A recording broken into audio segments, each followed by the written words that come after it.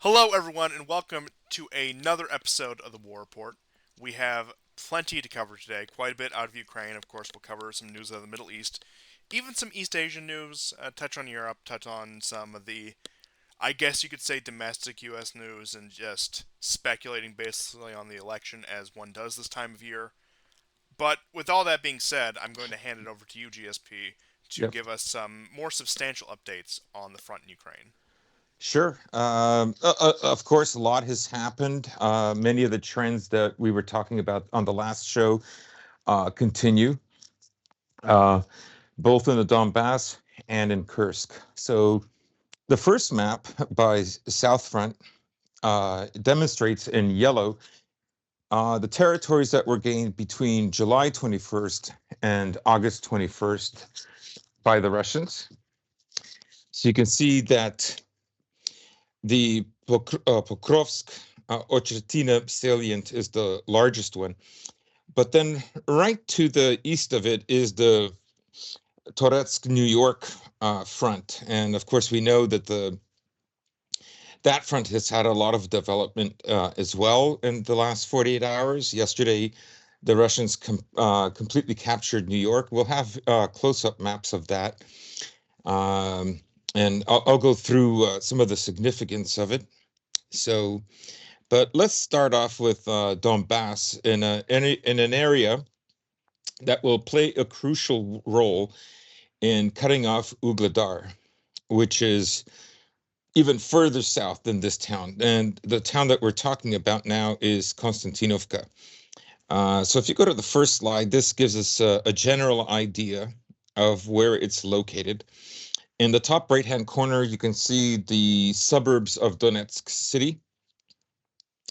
You can see in the lilac colored outline the gains that the Russians have made there in the last few days.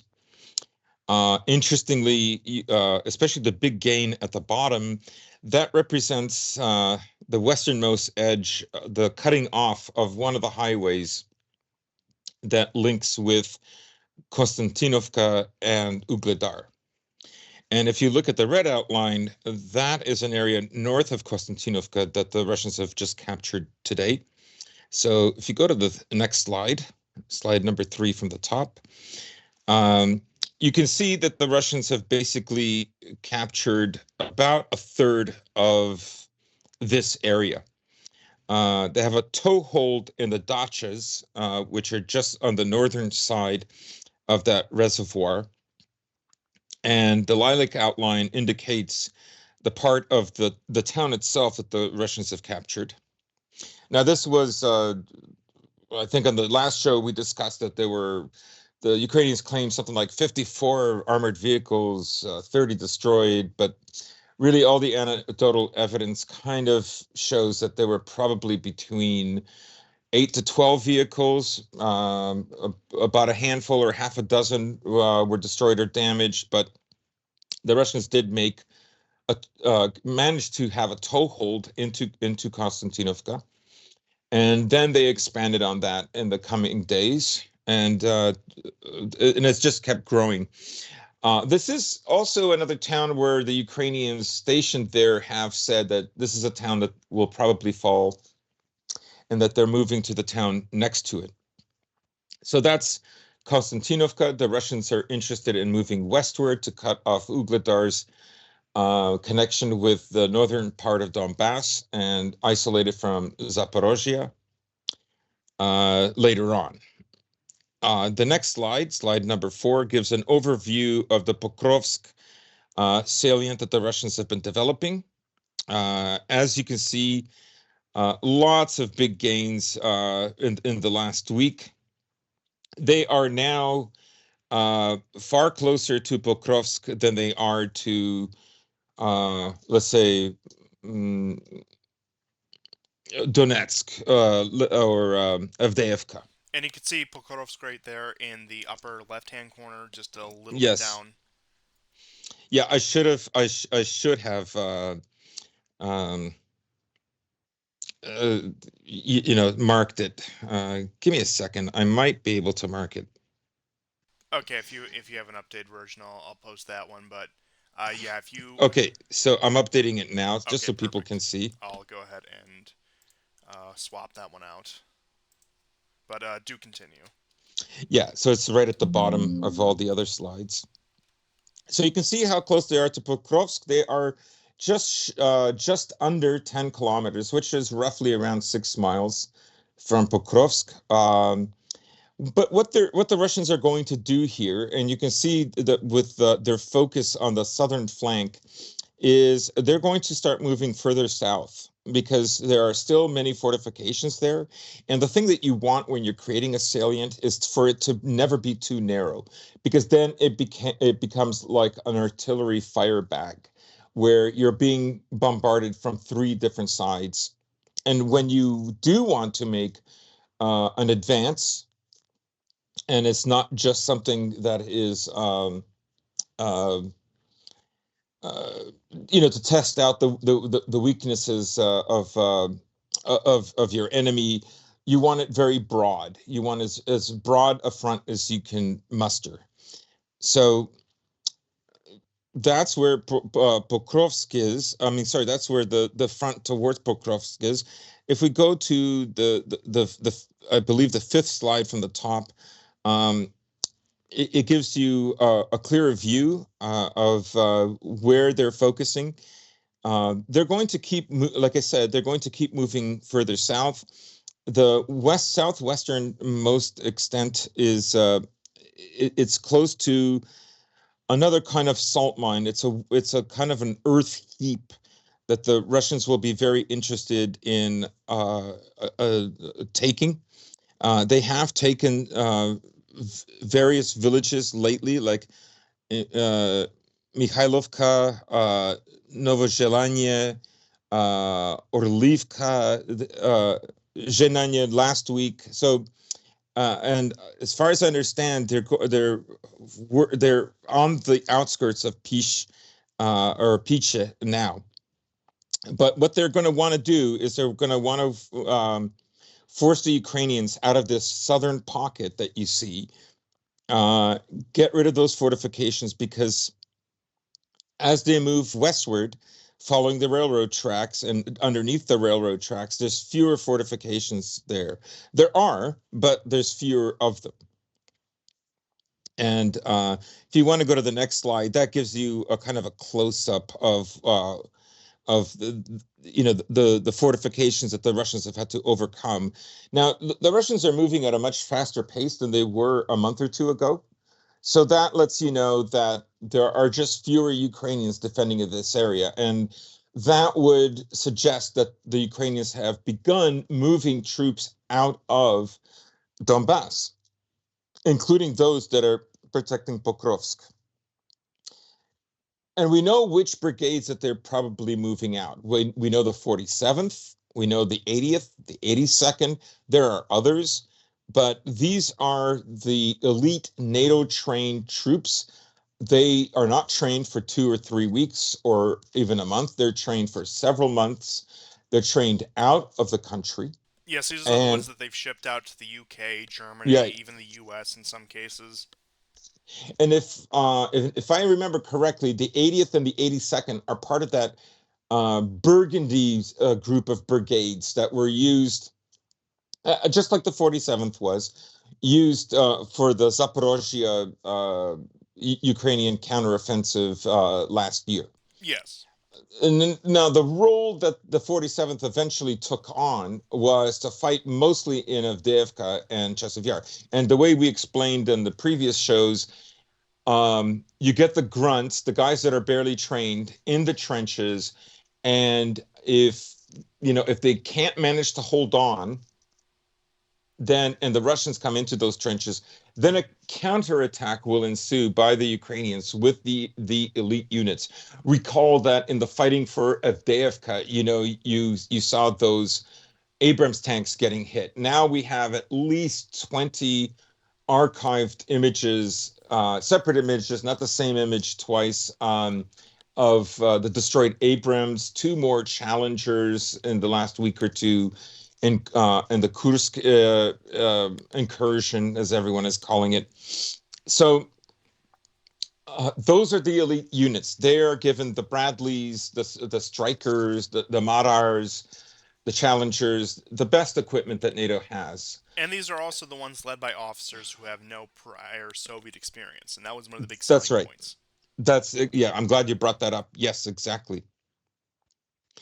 Um, so that's what's going on in Pokrovsk. Now, of course, everybody, we've mentioned it many times, but if you're new, Pokrovsk is important because it's a hub. It's the easternmost tactical hub for the Ukrainian army's logistics in Donbass. So, last week, for instance, we had a map about how all the logistics that flow from Western Ukraine into Central Ukraine end up in the city of Dnepr. The Russians call it Dnepropetrovsk or Poltava, and then they go across highways, but they eventually will connect with Pokrovsk, and from there they can go either south, eventually finding their way to Ugledar. But as I said, that highway is cut off now, especially because the Russians control about a third of Konstantinovka, and they've already made breaches into the highway at two different junctures between Konstantinovka and Ugledar. Um, so Pokrovsk is going to be a big deal because there are very few fortifications behind Pokrovsk. Now, one of the strategies that could be happening right now could be that the Ukrainians have basically said, we can't hold on to this. The best we can do is start making fortifications behind Pokrovsk, right? Now, I don't know if that's what's happening. I do know when they felt like Avdiivka was eventually going to fall, but there was still tactical fighting over that big earth mound across the railroad tracks facing the industrial zone, the factory in Avdiivka, the northern part of Avdiivka. The Ukrainians were already beginning to make more and more fortifications west of Ochertina. I'm assuming that they would do the same thing with Pokrovsk. I don't know how much time they have, and I don't know how much manpower they have, but the counterattacks are not really happening nowhere near the scale to slow down the Russians. So instead of gaining something like half a mile to a mile each day, the Russians are gaining 2 or 3 miles a day.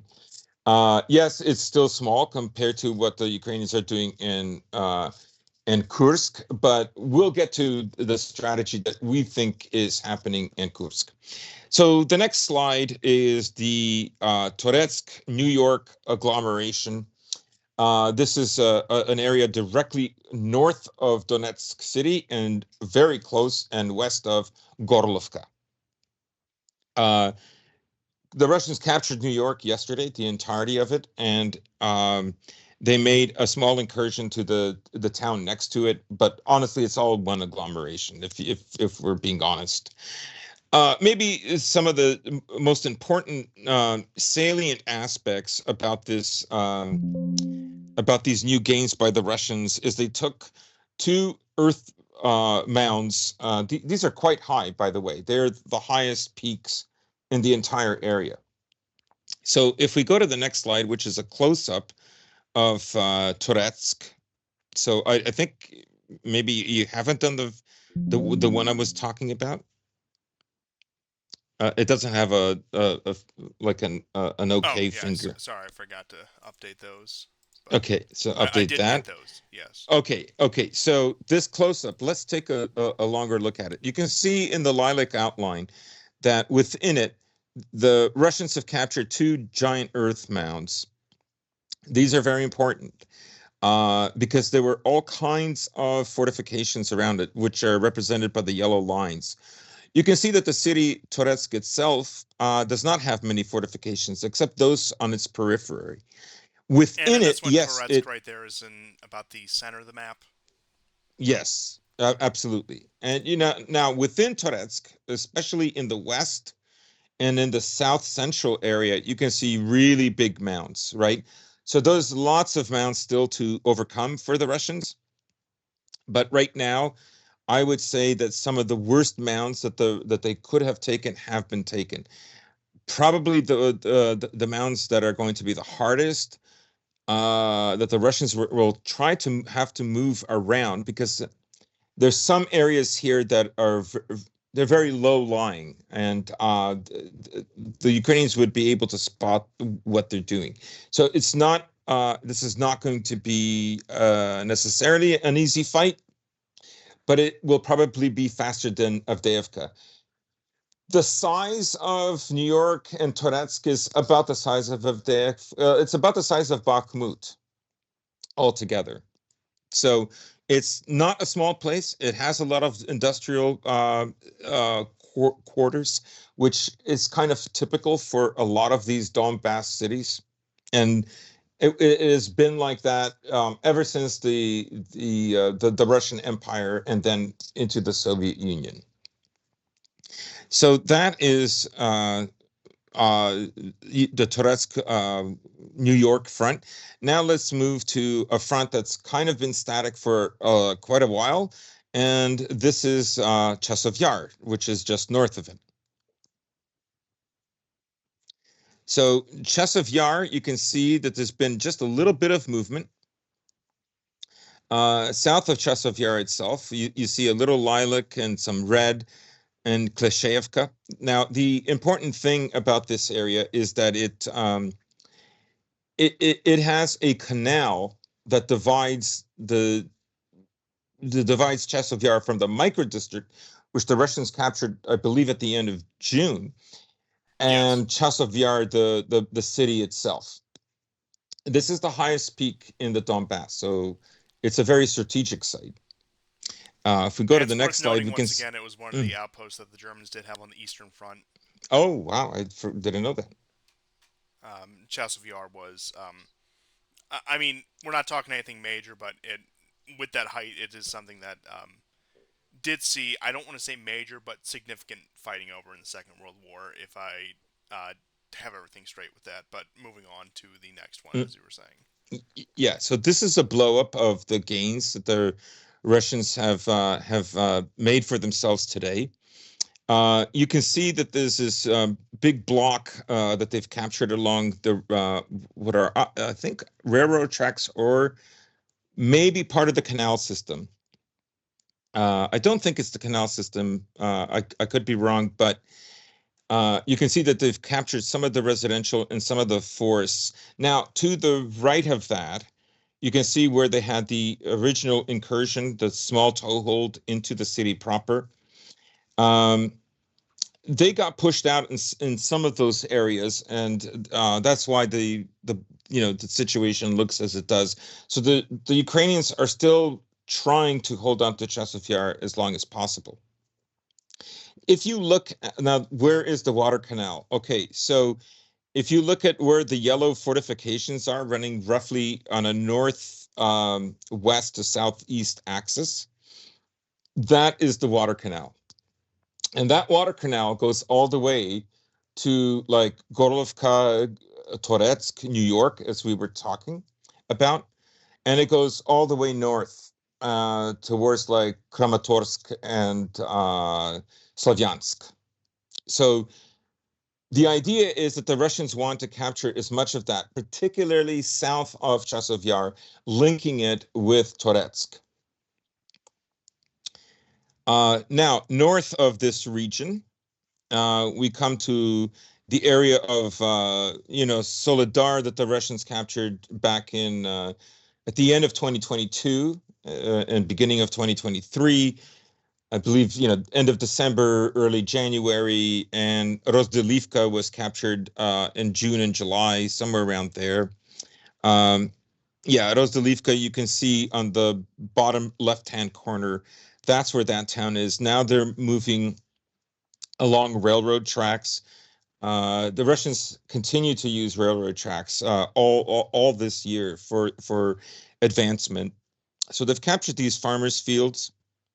And what they're going to try to do is move towards Seversk. Seversk is just south of the Severodonetsk River, and it is just west of Lysychansk. The Russians came very close in 2022, but couldn't take it. It was well fortified. The Ukrainians have always had very good commanders here. They've been able to defend it, but this is the first year that I've noticed where they've lost certain villages, and have some of them they've not been able to regain.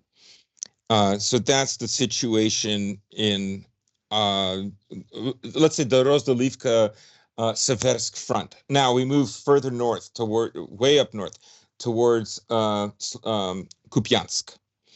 So And you can see on you this can, one, it is circled, and yes, do continue.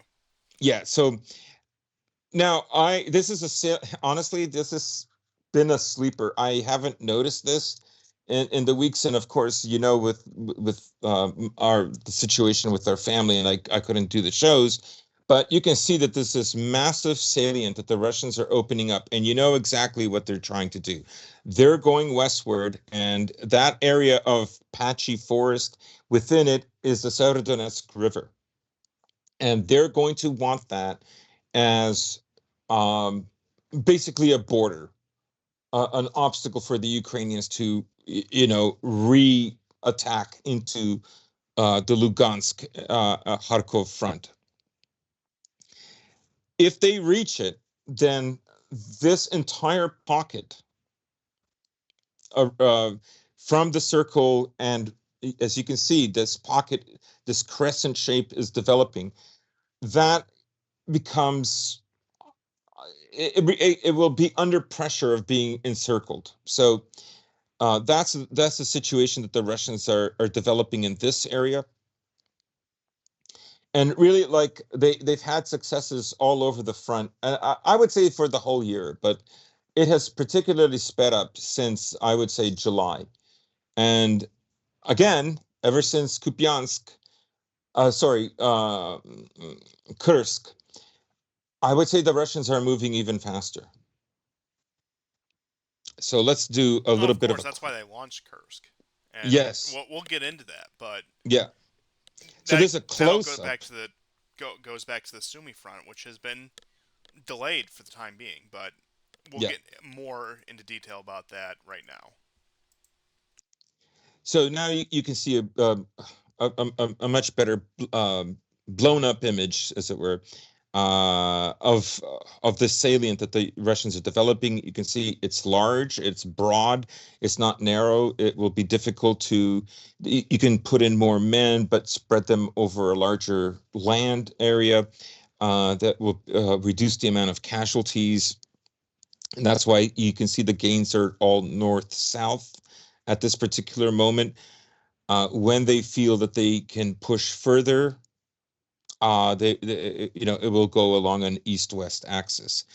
But you can see they're getting very close to the Severodonetsk River.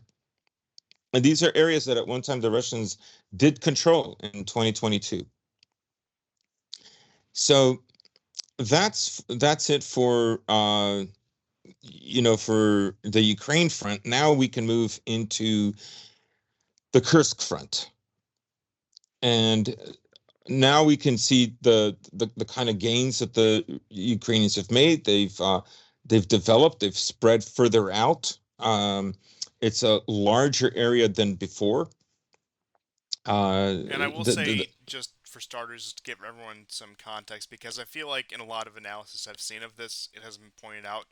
Take note of where the Russian-Ukrainian border is right here. So you can see towards the bottom of the screen in the south, the border between Russia and Ukraine right there, and then more towards the center of the screen if you're looking at it, if you're watching this right now, more towards the center, and then towards the center of the screen, but to the left, you can also see where the borders meet, where it says Russia on the top, Ukraine on the bottom. Yes, yes. Yeah. So this is, depending on how well it's controlled, anywhere from like 850 square kilometers to 1,000 square kilometers. So the Ukrainians are rushing as many troops there as they can. On the last show, we discussed that we think Ukraine is going to go for all of it. Like, and maybe now we can sort of, I mean, you can see some of the areas, the small areas that the Russians have taken back. in the northwest salient, you can see there's a icon with a blue pistol. That's Korenovo. This is an important town that the Russians hold. Um, it's going to be pivotal to hold on to that town if they don't want this salient to develop westward any more than it has. The Ukrainians have blown up three important bridges just west of here. If you look at this map and you look at where, let's say, on the left side, from the center left where the red is, you'll see these lines, these yellow lines. Those are fortifications. There is a small river there that of course you can't see on this map, and three bridges that supply um, fortifications or supply Russian troops that are embedded in the southernmost area. They are using pontoon bridges, but today the Ukrainians have struck those pontoon bridges with HIMARS to destroy them. So the Ukrainians are going to go for it. They are going to push in all directions, but I think they particularly want to push westwards. And I guess now we can kind of talk about why they're doing it, because there's all kinds of ad hoc arguments about why is Ukraine doing this. Like, of course, there are people who are ecstatic. They haven't heard any good news for Ukraine in 8 months at least. To be honest, it's even longer than that. Um, Especially like it was obvious in October, September of 2023 that the Ukrainian summer counteroffensive was a disaster. Um, so it's been a long time. And, obviously this is about lifting the morale. We were talking about that on the last show, but for the soldiers that are stuck in Donbass, they don't necessarily feel that way. And neither do some of the generals. Of course, that doesn't reflect all opinions in the Ukrainian AFD forces. So, you know, last week we were saying, probably what the Ukrainians wanted to do was to take control of the nuclear power plant. They have tried over and over again to take the Zaporozhye nuclear power plant. And 2 weeks ago, they actually set it on fire by using a drone. They know that the West and so-called That was a tire international, fire. I've been oh well yes, informed. yeah, we know that the IAEA, like the EU, does this performative thing where it pretends to be neutral, but they know, that they will cover for the West. They will pretend they don't know who's shelling it. We saw the same nonsense in Syria when it was US-backed jihadis that were killing people with chemical weapons and then trying to blame it on Assad. Um, they were initially pretty good and neutral about it, and then they kind of started changing their tune. But that's another story. And some of the guys on the Gray Zone and Kit Clarenberg and those guys and Aaron Mate have done really good work on exposing, particularly Mate, in exposing the lies around the IAEA. But anyways, I don't want to go off track. So I think that these guys wanted to take hold of that nuclear power plant. And now what you're seeing is Zelensky doing ad hoc arguments. Well, we're creating a buffer zone. Um, um, this will help us. Podolyak last week said, well, the reason we did this is it will give us, better bargaining. But if you're losing that much territory in Donbass, right, and the Russians haven't moved forces, they have a lot of reserves. They don't. Putin doesn't like. The Washington Post had an article about him looking panicked. Like he does not look panicked. No, not at all. And he actually had a pretty strong showing in Beslan today, which was the site of the 2006 hostage crisis. For those of you who are aware of the situation in the North Caucasus from late '90s to early 2000s, where uh, it was I think the first time since 2011 he had visited. Went to a memorial ceremony for the 22nd anniversary, I think 23rd Yeah. anniversary of the massacre, and it was a strong showing. He went to Chechnya afterwards, and of course Chechnya has. I have a few things to say about Oh yeah, this, please go ahead. if you don't mind. So I think it's a bit of a mixed bag, and some interesting signals potentially are being made. So if he went on the anniversary, that should be September 1st. So he went about 10, 11, 12 days early, but he's en route to Chechnya and later Azerbaijan, right? Two Muslim countries. And in a way, he's trying to signal to non-Muslim Russians, actual Russians, not Muslims who live in Russia who are of a different ethnicity. Ethnic Russians versus Russian passport holders, as it were. It's right, Ros instead of Ras. I don't know if people know the difference. So there's one with an Yeah. RU spelling and an RO spelling. The RO spelling is the ethnic Russian. So I think what he's trying to do is he's trying to signal, look, I'm going to go to Chechnya. I'm going to meet with Kadyrov. Yes, there's rumors that, his troops failed at the front, but they're supposed to be RDG guys, sorry, RDK guys, special ops. They're not there to guard the border less necessarily the way, frontline troops and storm units would, right? And there were a lot of conscripts. I don't want to I don't want to run cover for the Chechens. Okay, don't get me wrong. For instance, there's videos of some of these Chechens looting these stores, and almost all the videos are Ukrainians doing this, but there have also apparently been Chechens. Yes, I and I, mean, I mean, I could say a lot about the Chechens. The fact that because of the nature of the way both Chechen wars turned out, Putin is very acquiescent to them. Some would argue too acquiescent, and they're given a lot of leeway, and like I said, arguably too yeah, much leeway. arguably, but I don't think anybody can argue about their contribution to Mariupol and Bakhmut. I just don't think so. No, they've been Like effective in their own right. I don't want to take that away from them, objectively they speaking. suffered huge casualties, particularly in Mariupol. Like I don't think like it's a mixed bag. I think people can make all kinds of arguments if they omit all the facts. I think it's more nuanced than we think, right? Just to be in the interest of fairness, right?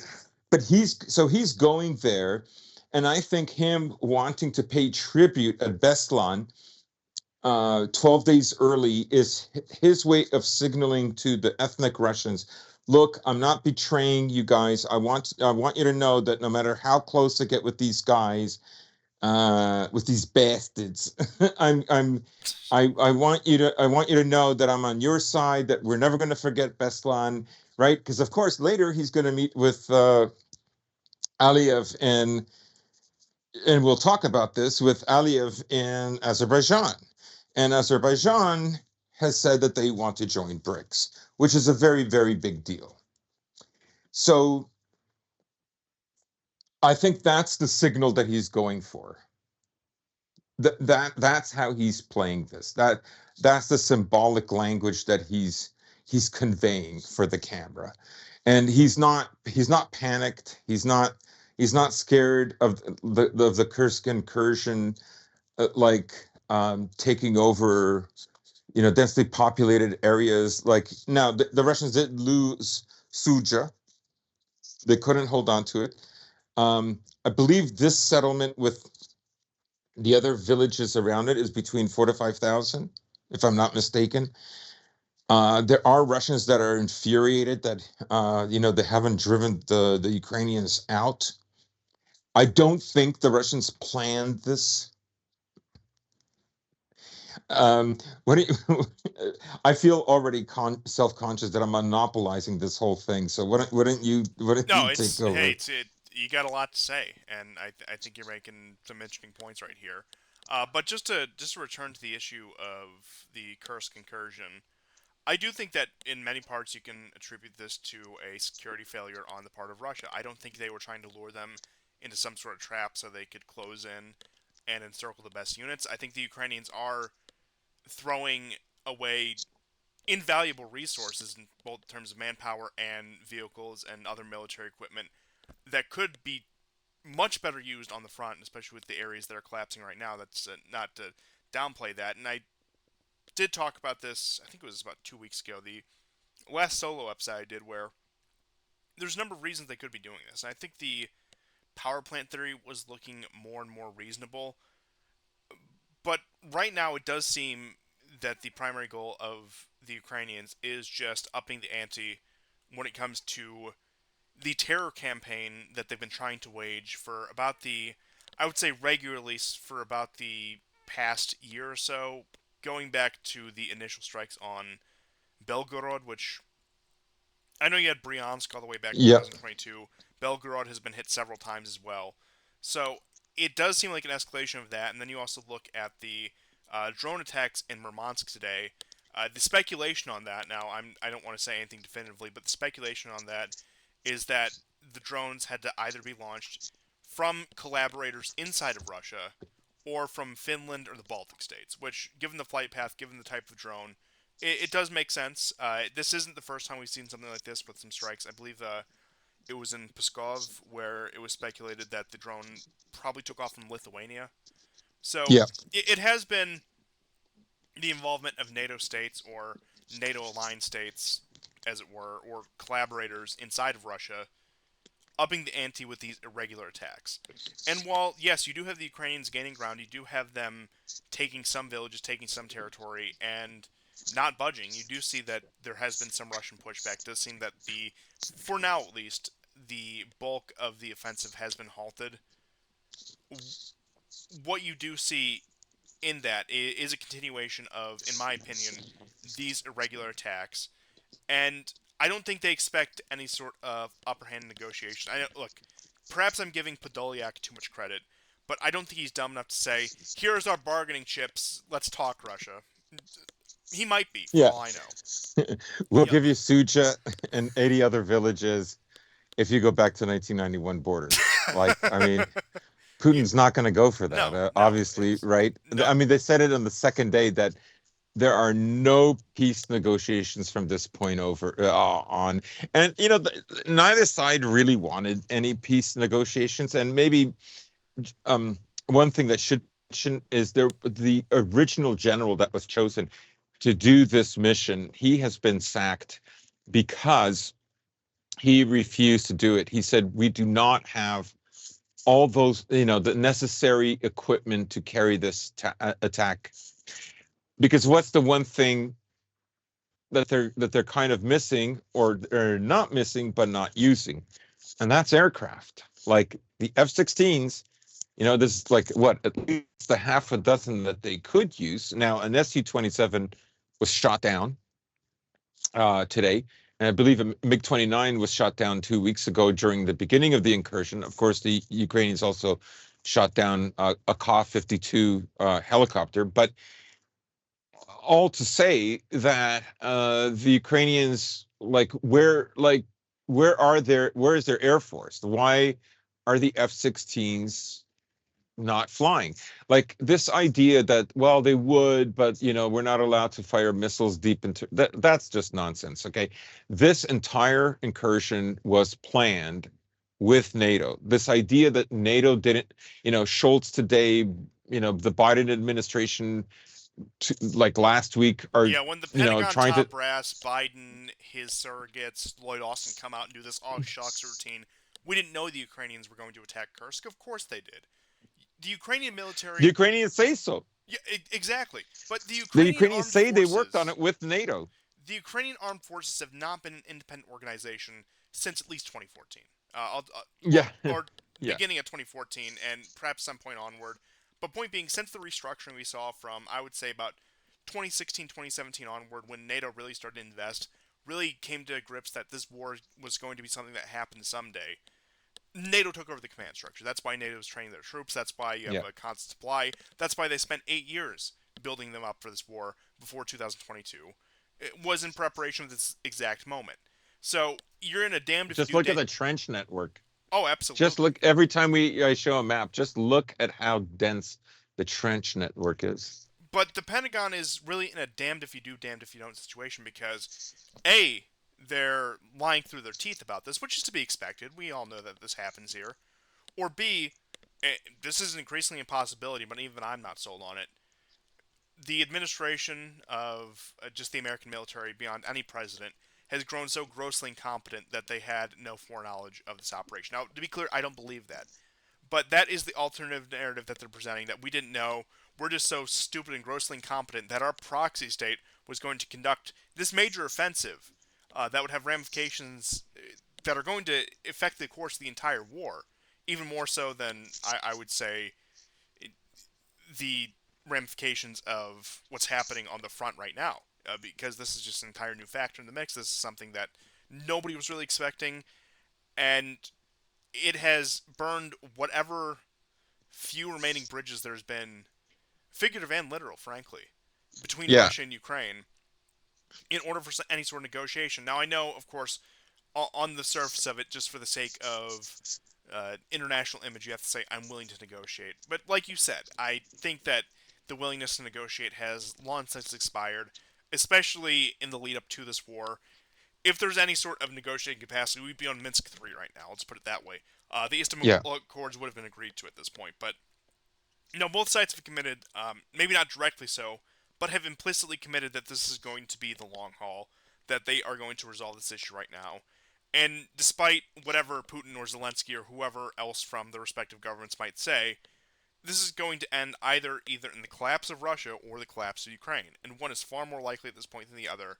And the Ukrainians are taking what little opportunity they have to hopefully, and once again, it's a long shot, set off some sort of chain reaction that creates a political crisis in Russia that they can exploit, and then have Yeah. breakdown of governmental structure in Russia. Like I said, I don't believe it will happen. It's a long shot. I think they probably know it's a long shot, but it's really the best they got at this point in a war where Yep. both sides, although they won't say it, implicitly understand that negotiations are no longer possible.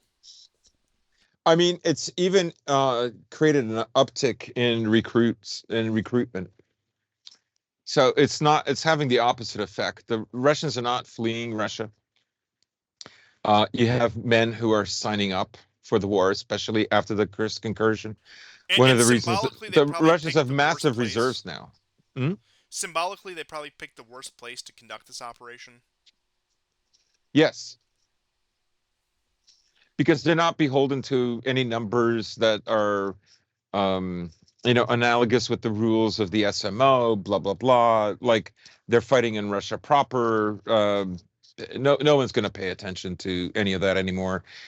Um, so you know, I mean, if the Ukrainians keep getting more territory, yeah, then it's going to get serious. The Russians will have to do more, like more than they're doing now. I don't see a lot of videos indicating that the Russians have brought like a lot of armor to this area. I am seeing a lot of helicopter videos where they're taking out armored personnel carriers, armored cars that are, infantry fighting vehicles, fairly light stuff like, beefed up. They're not Humvees, they're more substantial than a Humvee. Pro Max, Strikers, that kind of stuff.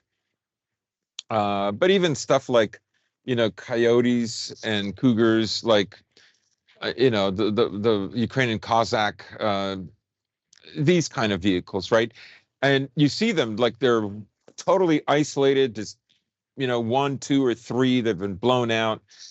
Um, no help. Meanwhile, in Donbass, you have stories of them running out of ammunition. Now, you should always take these things with a grain of salt, Of right? course. Like the Ukrainians want to project this message that, and there are two major reasons for it. They want to project this message that they're weak right now.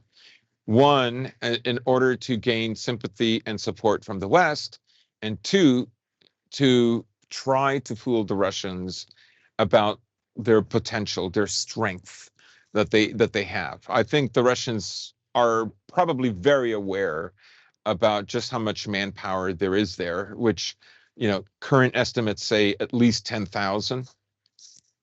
I know early on people were saying that, 10,000 or more are coming. Well, maybe that was a little early, but they're there now, right? So, um, like I say, Kursk, the only argument that makes sense to me is that they thought maybe they could get the Zaporozhye nuclear power plant. That would be a bargaining table, but Suja and a few other, small towns and, two, 3 dozen villages, that's not going to do it, right? The Russians are going to clamp down and they're going to try to stop it. That doesn't mean they're going to be successful next week. All the Ukrainians are gone, blah, blah, blah. No, but it's not going to be the kind of bargaining chip as I explained earlier. The Russians aren't going to go to 1991 borders. They're not even going to go back to 2014 No, borders not no, not not not even because of close. this. If they had a nuclear power plant and they could blackmail them, yes, yes, because I mean, there are literally I can't even keep track how many attempts the Ukrainians made to cross the Dnieper. Remember all those bodies, all those stupid boats that tried to cross and take the Zaporozhye nuclear power plant? Remember how futile that? I remember one of their large attacks had like over 50 boats, little boats, trying to cross over. Just insane stuff. And then, shelling, HIMARS, more so drones now. Um, they need something to that is as significant as the territory that the Russians control, or almost as significant. And the only thing that approaches that would be a nuclear power plant. That's when things get scary, And it right? also creates That panic in the West that would probably prompt, if not outright intervention, far greater involvement than what we've seen. That Western countries yes, would be willing to kneecap themselves even further than they already have in order to support the Ukraine war effort. They would probably be organizing quote unquote volunteers to march with the AFU to continue this fight. It would and it would also completely shift the international spotlight. Of course, you have the issue with Israel and Iran that has been dominating the media cycle, even despite the issue with Kursk. That would be completely sidelined. That would be completely shelved if you were to get some sort of standoff with the Kursk nuclear power plant or some sort of crisis there. And of course, there's always the added bonus of, once again, trying to increase terror amongst Russia, so more social instability there.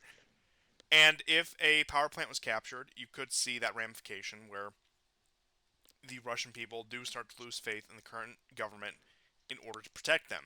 That yeah. it would lead it wouldn't lead to a societal breakdown. I don't think it would be that, but it would lead to a severe loss in confidence in the Russian state, especially in what is ostensibly a state of war. If they were to lose a nuclear power plant and the Ukrainians were able to drive a hard bargain with that, which is the exact reason they tried to blow up Zaporozhye a number of times, as you had mentioned.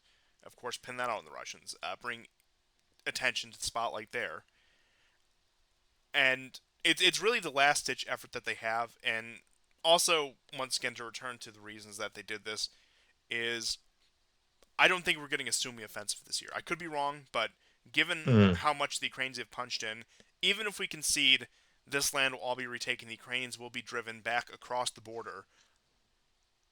The Russians are not going to have the organization, they're not going to have the manpower mustered to launch a proper offensive into Sumy or Chernigov for that matter. That's off the table, I would say, for the rest of the year and probably well into next year. We'd probably have to wait until spring 2025 at least before we saw any sort of Russian offensive activity in that sector. I could be wrong, but given and I'm not trying to overplay this. I'm not trying to say that the Ukrainians have taken some great amount of land. Yes, they have made a sizable incursion, but given the way they made the incursion, given everything about it and the manpower that they dedicated, and the rerouting that they forced from Russia. Now, of course, on the Donbass front, on the fronts that actually matter, they have not convinced the Russians to reroute at least yet. But in terms of the forces they were preparing for another potential offensive, they've been completely reorganized. Their mission has completely changed, And Yeah. in order to get them reorganized, assuming even assuming this is a flawless victory, the expulsion of Ukrainian forces from Russia proper, it's going to take months to reorganize them into an offensive force. Yeah, I think that's a very good point. A Sumy incursion by the Russians might have been like the coup de grace of what's happening, except the incursion would have been in Sumy rather than in Kursk. Um, Remember that the Ukrainians began building up their forces there in the first place because the Russians were already like, shaping the battlefield. Now, Sumy didn't receive a lot of bombing, but it did receive more than, some other regions that really there's no conflict going on there. Not like Odessa, right, or Poltava, which are both fairly distant from the front lines. So the Ukrainians already had troops there, probably anticipating that the Russians would want to go in. And I think that's a very good point you make, that if the Russians were going into Sumy, well, then they're fighting their Sumy incursion on Russian territory. But the argument could be made that the losses are heavier on the Ukrainian side than on the Russian side by fighting in Russia proper. According to some sources, they're saying that the first 2 weeks of this Ukrainian incursion in Kursk is showing more loss of material and men than the Robotina and Vremevsky ledge incursions in Zaporozhye last year during the spring-summer offensive. So, we'll see how long the Ukrainians can maintain this. I think the Russians will play it safe.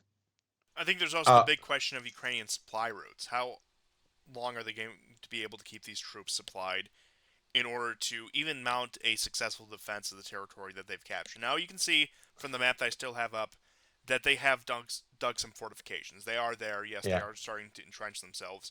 But how can they keep that supplied? What is the supply chain?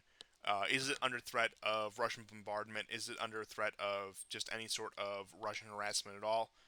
And I'm not saying we're going to get some major encirclement because, for many reasons, especially with satellite technology, especially with how advanced surveillance technology is, mass encirclements have become, for the time being, until there's some sort of trump card to that, really a thing of the past. But you do have the possibility of these men being cut off from any fresh supplies, and uh, because of the PR aspect of it, which is a big aspect, not the only aspect of it, is a big aspect of it.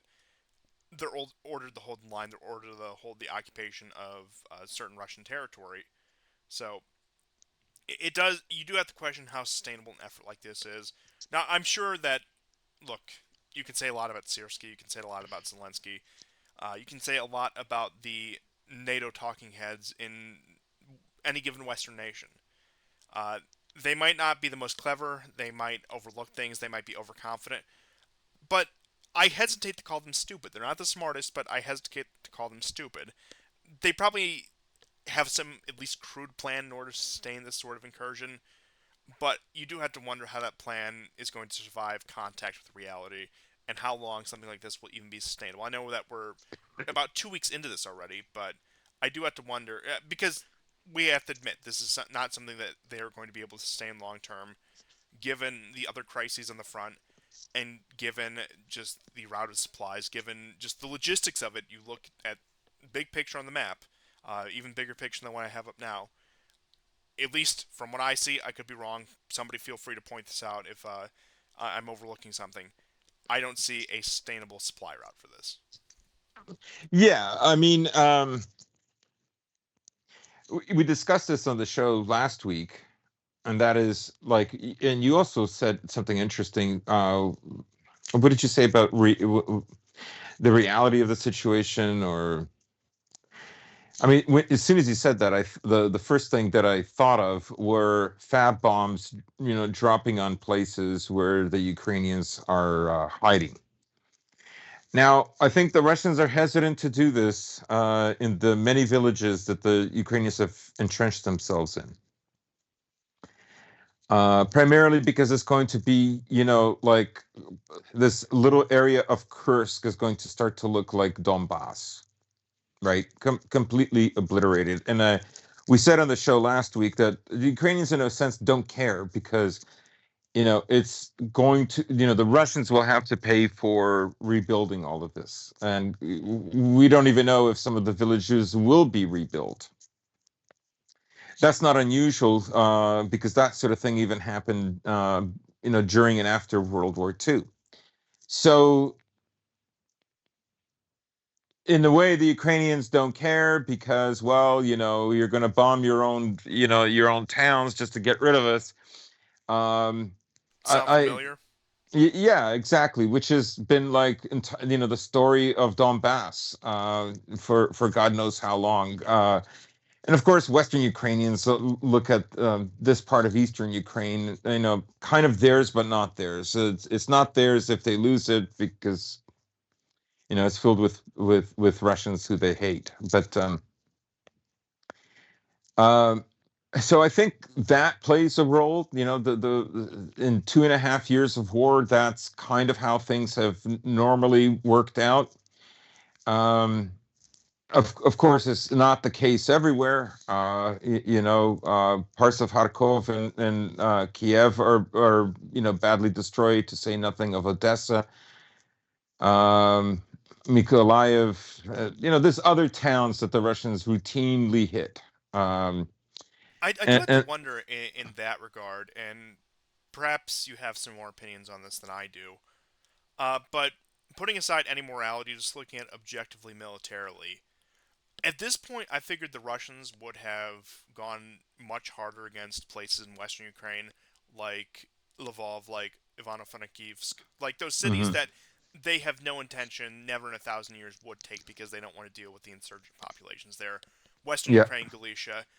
I'm not saying that they should level these places. I'm not even saying that they should strike them, but I'm just saying, asking from an objective military standpoint, from an overall strategic standpoint, why do you think that they haven't gone harder on these cities, that they haven't let loose on them and maybe shown less care for civilian casualties, maybe taken a harder line? Do you think they fear an escalation from the West in that case? That's the only no. explanation I can think of. So I think there are two reasons that do not involve Western intervention. One is okay. So the SMO basically is not an all-out war. So they're not going to conduct this battle the way the Americans would, right? Yes, They're not yes. going to carpet bomb like entire neighborhoods. They're not going to destroy water filtration plants. They're not going to like. Remember that like Ukrainians and like many parts still do enjoy Wi-Fi, but remember that you know the Russians didn't begin taking out like some of the power generator areas until like October, November of 2022, Yes, the right? And now infrastructure strikes didn't start until after the first strikes on the Kerch Kursk, Strait Bridge. yep, right. And so I'm not saying all of it, but most of the outlines for the SMO, the Russians are sticking to, except for substations. Okay, now they have taken out some places that are power generators. Of course, you have all these videos, for instance, of Ukrainians in Lvov, Kiev, Zhytomyr, all across central and western Ukraine, where they have Honda, gas powered generators, like a lawnmower that like keeps the shops going, right? So there's a little bit of an there's a little bit there that is a kind of a gray area, or maybe you could say is not SMO. But in terms of like just carpet bombing the F out of these neighborhoods, the Russians aren't going to do that. No, I was under no illusion that they Yeah, ever would. But I am curious, and I but know that the you've. other reason is Yeah, go on. remember back in July, the Russians made an attack with missiles, precise hits, going after aviation because of the statements that the Western governments and the Ukrainians were making about using long range missiles from F 16s into Russia, right? Now they claim that they killed, like they attacked a children's hospital. There was only one child that died, and a lot of guys in uniforms came out of that small hospital, the old one, the little one with just 2 stories next to the new hospital. And in another area adjacent to this, further south in an industrial area with lots of railroad tracks, is where the military aviation command posts are, right? And the aviation college for the military. Those two were also hit. However, when you look at Kupiansk, Poltava, recently Poltava, the Russians tend to go after Chasov Yar, for instance, back in the spring, where what was it, a British or a French or a Polish commander was killed. Um, the Russians will go after certain buildings that they are convinced have either a ton of mercenaries or Ukrainian troops that have amassed, or a command center, right? Then they'll hit. And even if it's in the West, remember Yaroviv in March 2022, then they will go for it. Now they have also they're in a tit for tat over oil refineries. The Ukrainians hit a Russian oil refinery 3 days ago. It's still blazing. Sorry, the Ukrainians hit a Russian oil refinery, and the Russians hit a Ukrainian oil refinery in the west, plus another place between Lvov and Zhytomyr where ammonia is coming out. So the Russians will go for these areas, but only if they believe it has strategic depth for them, and that could be command centers, foreign officers, that kind of stuff. But they're not going to carpet bomb. I think primarily because, as we said, even before the war started, the Russians have to live next door to these people. They have to eventually convince them that following the West was a very bad idea. So they have to keep civilian deaths at a minimum. Oh, And absolutely.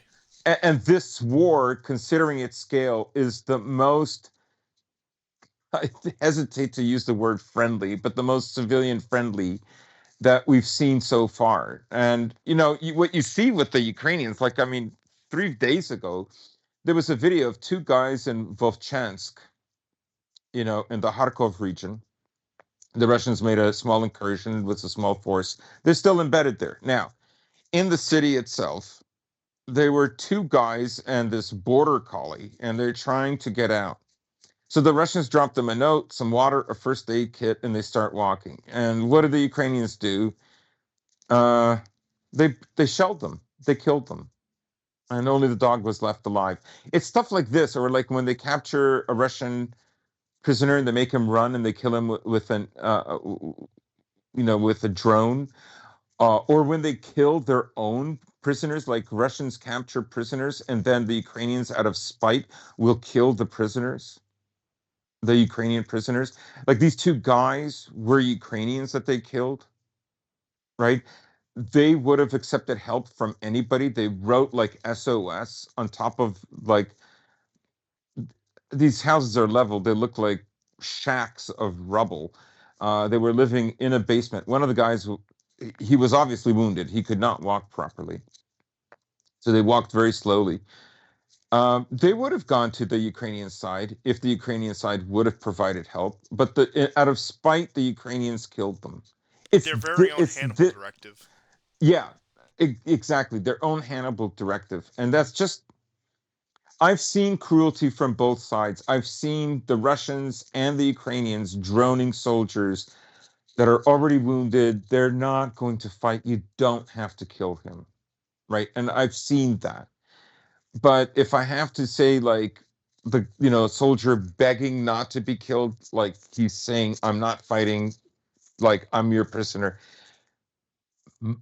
I've like there's an overabundance of Ukrainians doing this. And as I said, um, the Ukrainians they will kill anybody who they see as like just receiving help is a collaborator. Remember that in 2022, Zelensky in the summer passed a law saying that if you take water or anything from Russian troops, you are a collaborator. Oh, I, And I do remember that when we were talking about the remember, 2022 counteroffensive. It was one of these small towns in the Kharkov Oblast where they were doxing civil servants, uh, just the most basic of jobs. Think water treatment plant workers, teachers who just went about their business under the new Russian administration. When they came back in there, you had AFU Telegram channels doxing these people for either A, taking aid from Russian forces, just basic humanitarian aid, food, water, etc., or just continuing on with their day job. Uh, like many people do in times of war, when they fall under occupation, they do continue uh, with their day job, just simple administrative duties. Nothing partisan, nothing that yeah, screams loyalty to one nation or another. But yeah, these are the same ones, more or less encouraging vigilante justice against these people for having any sort of association with the Russians at all. And yeah, I'm glad that you brought that up. But to return to the point I made about some points in Western Ukraine, yeah, that does make sense. That of course they're not going to they're not waging a total war. They are, and people can sneer at it, people can say whatever, but they are at the end of the day waging a very particular military campaign under a very particular legal framework. Now that does get bent, and they do push the envelope when they need to. But in terms of leveling these cities and, like you said, creating generations of resentment from this, when they eventually will have to make peace with these people in some sort of form, I don't think Russia's ever intended to go all the way to Lvov. I don't think they've ever intended to take this entire country. That I don't think that has ever been in their yeah, it's cards. ridiculous. No, it It's it, a it, it, ridiculous assumption. it is ridiculous, and even them going as far as say Odessa seems unlikely at this point. But that remains to be seen. We'll see what the next year or so holds. But I, like I said, that's more or less what I was along the lines of suspecting, that it is a very particular operation on the part of the Russians, and but I do have to wonder if anything can escalate that war to this point, because, and I'm not even talking about carpet bombing entire neighborhoods. But I do have to wonder if this does continue. Let's say Kursk goes as terribly as possible for the Russians, what ramifications that will have for the rest of Ukraine. Because at some point, let's, like I said, following the chain of just following the chain of logic that Kursk goes bad, the Ukrainians continue to push further. What retaliatory measures do the Russians take? Do they go west? Do they hit targets in the west with, say, less care for civilian casualties? Do they finally finish off the Ukrainian power grid? Where I don't I want to mean, say. the grid is very severely affected. Oh, Like absolutely. places like Sumy and Kharkov themselves are on energy rations. Kiev, parts of Kiev are the same. I think the Russians, I mean, they went soft last year, during the winter. They weren't willing to make the people suffer as much. In some ways, it's beginning to pay off, because one of the phenomenons that we see developing in 2024 that we didn't see in 2023 is people are setting on fire vehicles that are destined either to go to the front. There was an American unit that had their van torched, and they lost all their equipment inside, or their recruitment vehicles, Oh yes, right? the These, conscription these are buses have the, gotten just yes, torched all across the country, east, all west, across the country. They're burning these things up, right? And it's a very, very clear signal, right? and frankly, it's So reminiscent of 2014 when you did have the initial response to the uprising in the Donbass. They would send yeah, in these conscripts with these military vehicles, and they would all surrender, and the yep, separatists would take control of these vehicles and build their armored fleet that way. yep. It does remind me of that, and I do have to. I know we were talking about the potential ramifications of Kursk and the possibility that spills over into civil disorder in Russia, which we already covered. I'm not going to rehash that, but I do have to wonder at what's the breaking point for civil disorder in Ukraine, because you do see these things. You do allegedly have pro-Russian partisan activities. At least that's what the Ukrainians report, and of course they're going to report anything they don't like, anything that they can use to throw their internal enemies under the bus as pro-Russian partisan activity. But you do have to wonder, especially if we're looking just at the time frame from now until, let's say, the end of December, just the rest of 2024.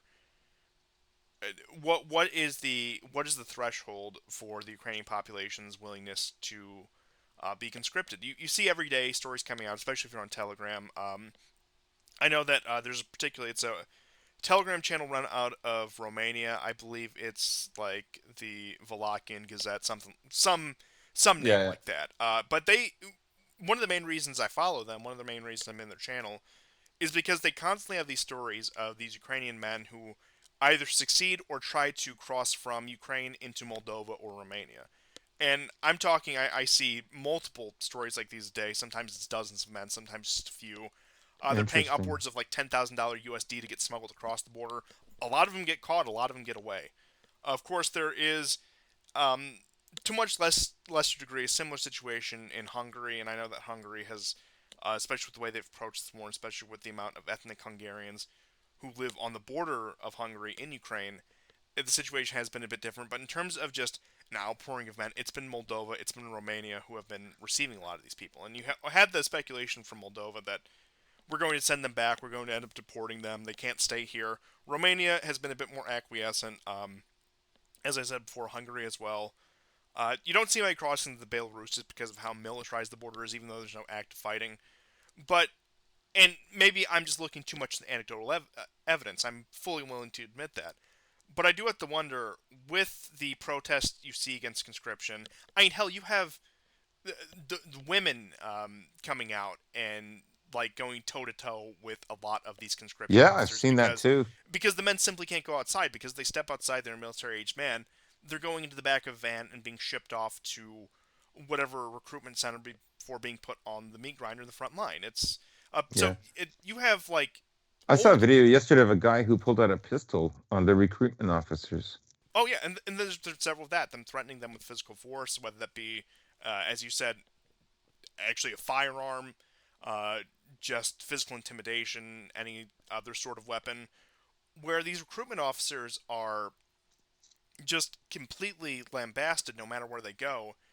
And there was the case that one guy I covered a few weeks ago where he was pretty much painting anti-conscription propaganda on his car and just driving around. I think that was somewhere in, like near Odessa. But this happens more and more often, and I do have to wonder. And I've talked about this also previously. I think it was about a month ago, about how much revenue and how much productivity the Ukrainian economy has lost out on because you either A, have these men working under the table, they can't report their income, they can't report that they're working, because then they'll know where they are to conscript them, so they're not paying taxes on their under the table income. Uh, or B, they're not working at all and they're simply in hiding, they're completely underground. And that goes into the current debt crisis Ukraine is going on. They're trying to quote unquote restructure their debt. They've still failed to reach any sort of deal in any real sense with their financiers, whether they be public financiers through the West or private financiers through, um, just say, Western companies, Western corporations, private funders. Um, I suppose you could relate that back to the fact that Germany is now looking for an off ramp when it comes to dumping funds to Ukraine, saying we're still going to send military equipment, but just in terms of signing blank checks to Kiev, we simply can't do that anymore. It's not in the budget. Which we all know the way these states work. When they want to spend money on something, they will spend money on something. So this is something, of course, you have to dig a little into. They're looking for an out. They're saying that we're not going to waste any more money on this. This is a lost cause. You have the current political debate in Washington, and of course, there's no real leadership in Washington as it stands right now. Uh, and that goes back to even when the aid was being stonewalled at the end of last year, beginning of this year. Now, eventually, of course, they did get the package through because that is the nature of Congress. The Republicans usually end up conceding on whatever point it is for some sort of minor concession in their favor. But you haven't had Biden, you haven't had anyone from the Pentagon, you haven't had anyone from the State Department really come out and lay out a coherent schedule of support for Ukraine, whether that be diplomatic, whether that be economically, whether that be militarily. So I mean, the country is in shambles. And I Yeah. know this is beating a dead horse. I know that people have talked about this ad nauseum, including ourselves. But especially now, sitting right here on August 21st, 2024, as the date of recording, we're almost what 30? No, not 36. Like we're Yeah, almost 36. 36 months. Two and Yeah, a half years. yeah, 2.5 years. The numbers escaped me for a moment. I apologize, but almost 36 months into this war, and the Ukrainian state is dysfunctional. There is hardly a state apparatus left in Ukraine. Maybe you could argue in the West, maybe you could argue in some of these areas that have been untouched by the war. But in terms of getting their civil servants paid, in terms of keeping their infrastructure online, once again, this is all coming from the West. And to go back probably to the beginning of 2023, you've had Viktor Orban saying this for about that long, for about a year and a half now, saying Ukraine is an insolvent state kept alive solely by aid to the West, and the minute that aid falls through, the Ukrainian state is going to implode. And frankly, you could argue that this Kursk operation was the one last effort to keep the Ukrainian state on life support, to show that they still have it in them, they still have the fight. But if the progress continues on the front line, especially with how much they've invested in Donbass for the better part of a decade, into fortifying this part of the country, into preventing a Russian offensive that is happening right now, the state, and I don't want to be alarmist, I don't want to be one of those people who makes bold predictions, but just objectively looking at all the issues that are coming to a head all at once, the Ukrainian state is going to collapse. That might not end in Zelensky having to flee the country or suffering an even worse fate than that, but effectively speaking, the Ukrainian state will collapse. And I'm not saying it's going to be soon, but I would say before the end of 2025, unless there's some sort of black swan event, unless there's some sort of crisis in Russia that comes out of nowhere, maybe it's a result of current events, maybe it's a result of some unforeseen event in the near future. But by the end of 2025, there might be a bold prediction. I don't. I have a hard time seeing a functional Ukrainian state lasting that long. Yeah, I mean, it depends. Like, this, I'll say this: for America to leave Ukraine, they will have to open up another war elsewhere, right? If they don't leave Ukraine, then they're not going to go elsewhere. Like, part of the reason they left Afghanistan was to go fight in Iraq. I mean, sorry, in Ukraine.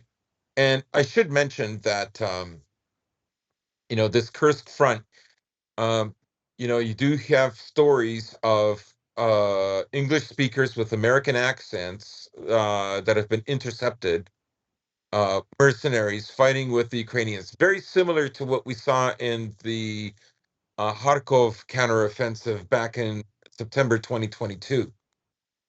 The other thing is you're getting also mixed images. You're seeing like Ukrainians that shot civilians in cold blood, kind of the way we saw them doing that to civilians in Belgorod.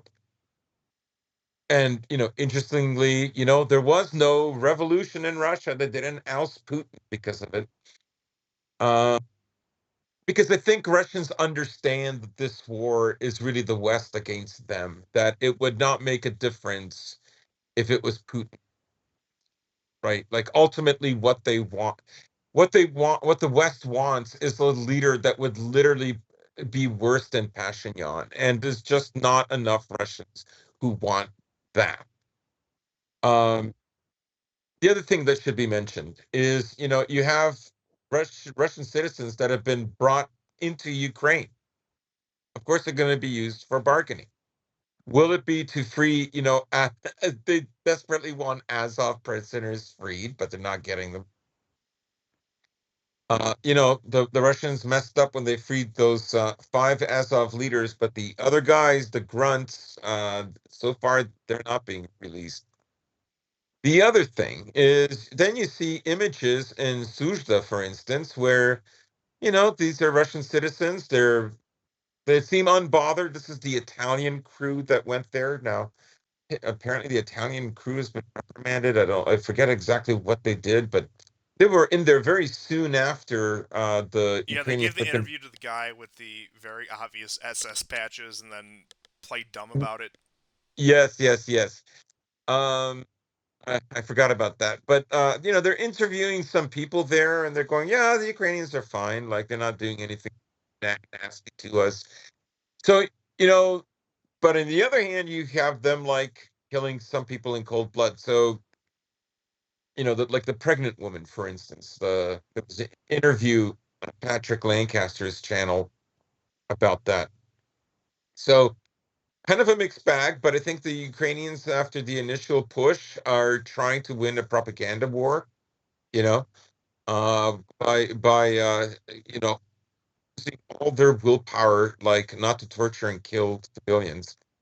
So, um, not every unit is like that with the Ukrainians. I get it, but a lot of them are, and they're just overall. We've seen 2.5 years of just this war, not including 24-15 to 24-14 to 24-15. They're just more sadistic.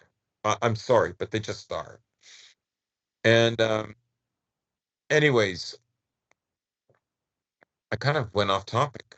What I just wanted to mention that about Kursk before we start going into other areas. Yes, we were talking about, what is the U.S. going to do about Ukraine, right? They're not going to leave Ukraine unless they can go elsewhere. Now, Biden gave some sort of decree about longer range missiles, but that sort of is a blanket statement, both that includes Ukraine and the Asia Pacific region, which would of course include China and Taiwan. So And there was I don't know. the routine renewing of U.S. nuclear doctrine where he just signed off on what has been policy for a number of years now, and a lot of people tried to fearmonger about that. They're trying to say that we're 1 inch closer to nuclear war. I mean, look, the situation is bad. International tensions are unlike they've been in decades, but that kind of, let's call it what it is, fearmongering isn't conducive to anything. But yes, that did include some caveats about, of course, and when it comes to missiles in particular, about how the Ukrainians can use them, what restrictions they have, and how much we're willing to cooperate with them on something like that. Yeah, and I think the American political elites kind of have a lot of things going their way. Like they have a left that loves war. They have a right that doesn't like war but doesn't want to protest either. And I mean, so beyond all the dissatisfaction and the belief that America is going the wrong way, and the majority of Americans believe that, at least 2 out of 3, and that's not insignificant. For the moment, like they kind of, and if you consider the Democrat voting bloc, they're the privileged bloc. It's Democrats who are closer to the center of power. The sort of, let's say, hidden monarchical power of within this democracy, or within this republic, if you prefer. Um, so in a way, they kind of have what they want, right? They don't have any, like they're not engineering any anti-war protests like they did during Vietnam, Or even when they Iraq, for were that when they matter. were trying to develop a left wing that was not Soviet or Chinese in nature.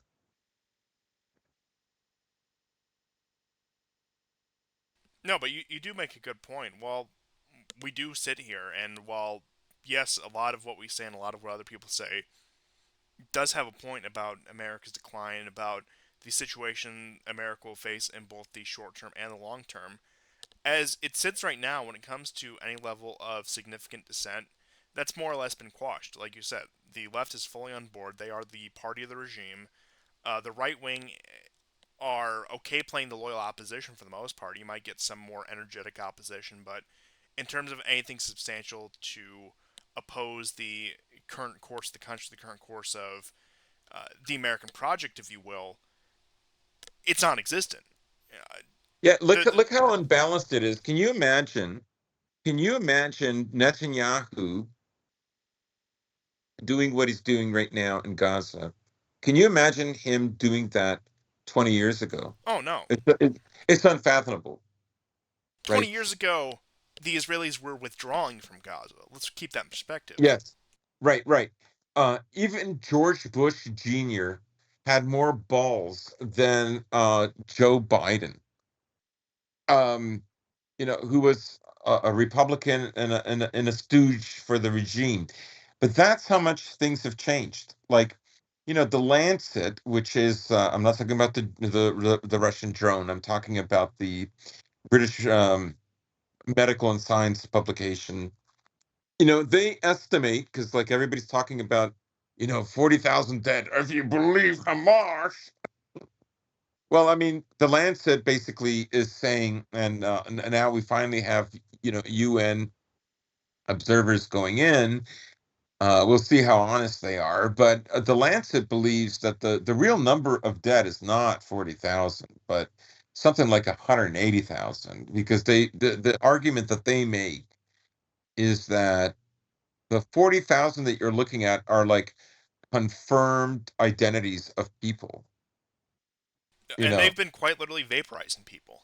For those of you yes, who have there are seen the people under footage, rubble that they'll never know, or they'll never, it will take years to find out. and also to put things in perspective about the conduct of the Israeli state in Gaza, I'll remind you of the aid truck that was blown up. I think it was World Kitchen. Yeah, This would have been back in March, yeah. April. Um, uh, Internationals. A lot of people from either the Anglosphere or Europe. I know there were some Americans, there was some Australians, a few people from Europe, and the one that always sticks out to me in particular was the Polish one because you had him. He was killed, and it was, I believe, either Duda or the Polish ambassador to Israel demanded some sort of explanation, not even publicly, but behind the scenes. And you had the Israelis more or less slandering this man that they just indiscriminately killed, that they just killed for no reason. And more or less, they turned it around to the point where they demanded an apology from the Polish state. Yeah, This is yeah, this is the country we're dealing with. This is the kind of people that we're dealing with. Once again, you don't have to like Israel. You don't have to concede they were good at any point. You can say the entire project since 1948 has been a disaster, has been a mistake, whatever. The point being is they had some tact. They had some sense of optics. Up until the past decade. I think what really the real change in tune was the 2014 Gaza War, which was much shorter lived than this one, and also far less brutal than this one.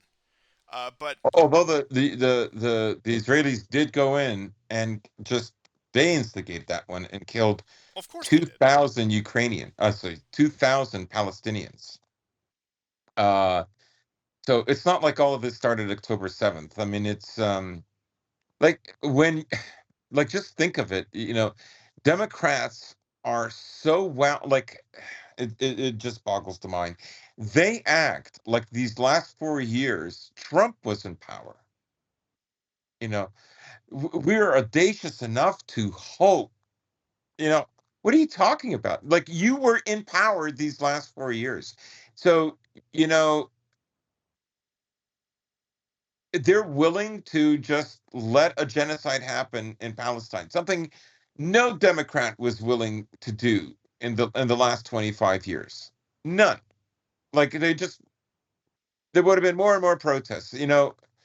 Um, they would have ignored the who started what, the back and forth. It's all so complicated, but the point in this conflict has come like months and months ago, where they're just indiscriminately killing women and children. They're not going after Hamas.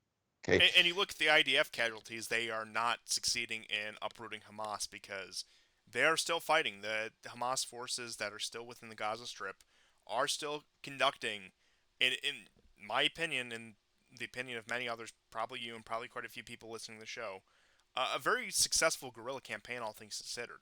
Now, I'm Yeah. not saying their losses haven't been high. I'm not saying that they're even winning this. But point being is they are inflicting a significant number of casualties on the IDF, and they have driven them to a halt to the point where it seems the Israelis' only response is to carpet bomb.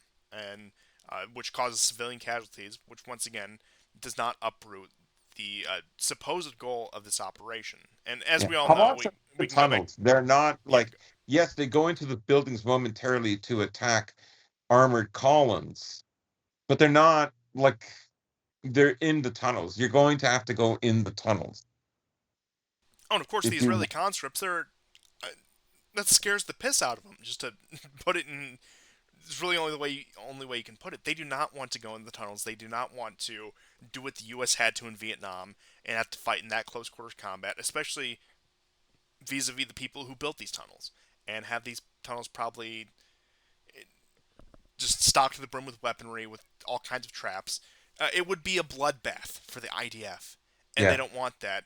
So it's much easier just to do bombing raids on Gaza, and especially for Netanyahu to justify his continuation in power. It's much easier just to do bombing raids in Gaza, saying that you're clearing out Hamas, that you've given civilians the order to evacuate and to get past whatever point, beyond whatever day. But number one, of course, we saw what happened with Rafah, with the strikes on the refugee camps there. We know that the Egyptians are not going to open the border, and they also have more or less blockaded it. They can't get out by the water either. And I don't know what other term you can use, just beyond wholesale slaughter, beyond genocide. And I'm not even trying to be a bleeding heart here, and I know you certainly aren't, and I don't think anyone is going to accuse us of that. But point being is, for a word that gets thrown around a lot, I mean, this is just a wholesale slaughter, and yeah, like they're not going to stop at Gaza, no, and th- this kind of like they're this already kind of instigating in the West Bank again. If yeah, for those who yeah, haven't been paying attention, it's not going to be contained in Israel. I don't know if people understand this well no, enough, but I said this last year. I said this in October. I said this like a week or two after October 7th, that you know this kind of Jewish audacity that you're seeing right now, because Western nations are compromised, you're going to see them bend the knee in your own countries. You siding with them because they look a bit more pale than the Palestinians, or because you're attached, like on some deep psychological level, about being middle class, and the Israelis are also middle class, like you're an idiot. Like Blumf was the first with these stupid, anti um, um, boycott laws that he introduced. Biden has only built further on top of them. You can see how cocked Europe is, in comparison to the way it used to be 5, 6 years ago. Like, like even something like the Wailing Wall, the only thing stopping them from building another temple is the Al-Aqsa Mosque. There isn't anything else. And once they finish with Gaza, they're going to go for the West Bank. They're not going to stop, right? no, no. If America would supply it. And I think even if Biden doesn't, and I'm sorry, like I know there are people who want Trump to win. I get it. You and I mean, I'll just speak for me. You know, if he can cause the kind of mayhem he did in his first term, sure, get him in, whatever. And this week, a week later, I'm not so sure he's going to win. That kind of energy he had after the assassination attempt, maybe it's dissipated. Maybe the media is fooling me. I don't know. I mean, even if it hasn't dissipated, he's up against a media apparatus that at this point has made peace with the fact that Kamala Harris is running, and they're going to lock rank around her like they did with Joe Biden, and we're Yeah. probably going to see a lot of the same antics we saw last time. Whether there's a narrow enough margin for those to be successful, that's an entirely different question. We might talk about that later in the show, depending on how we take this.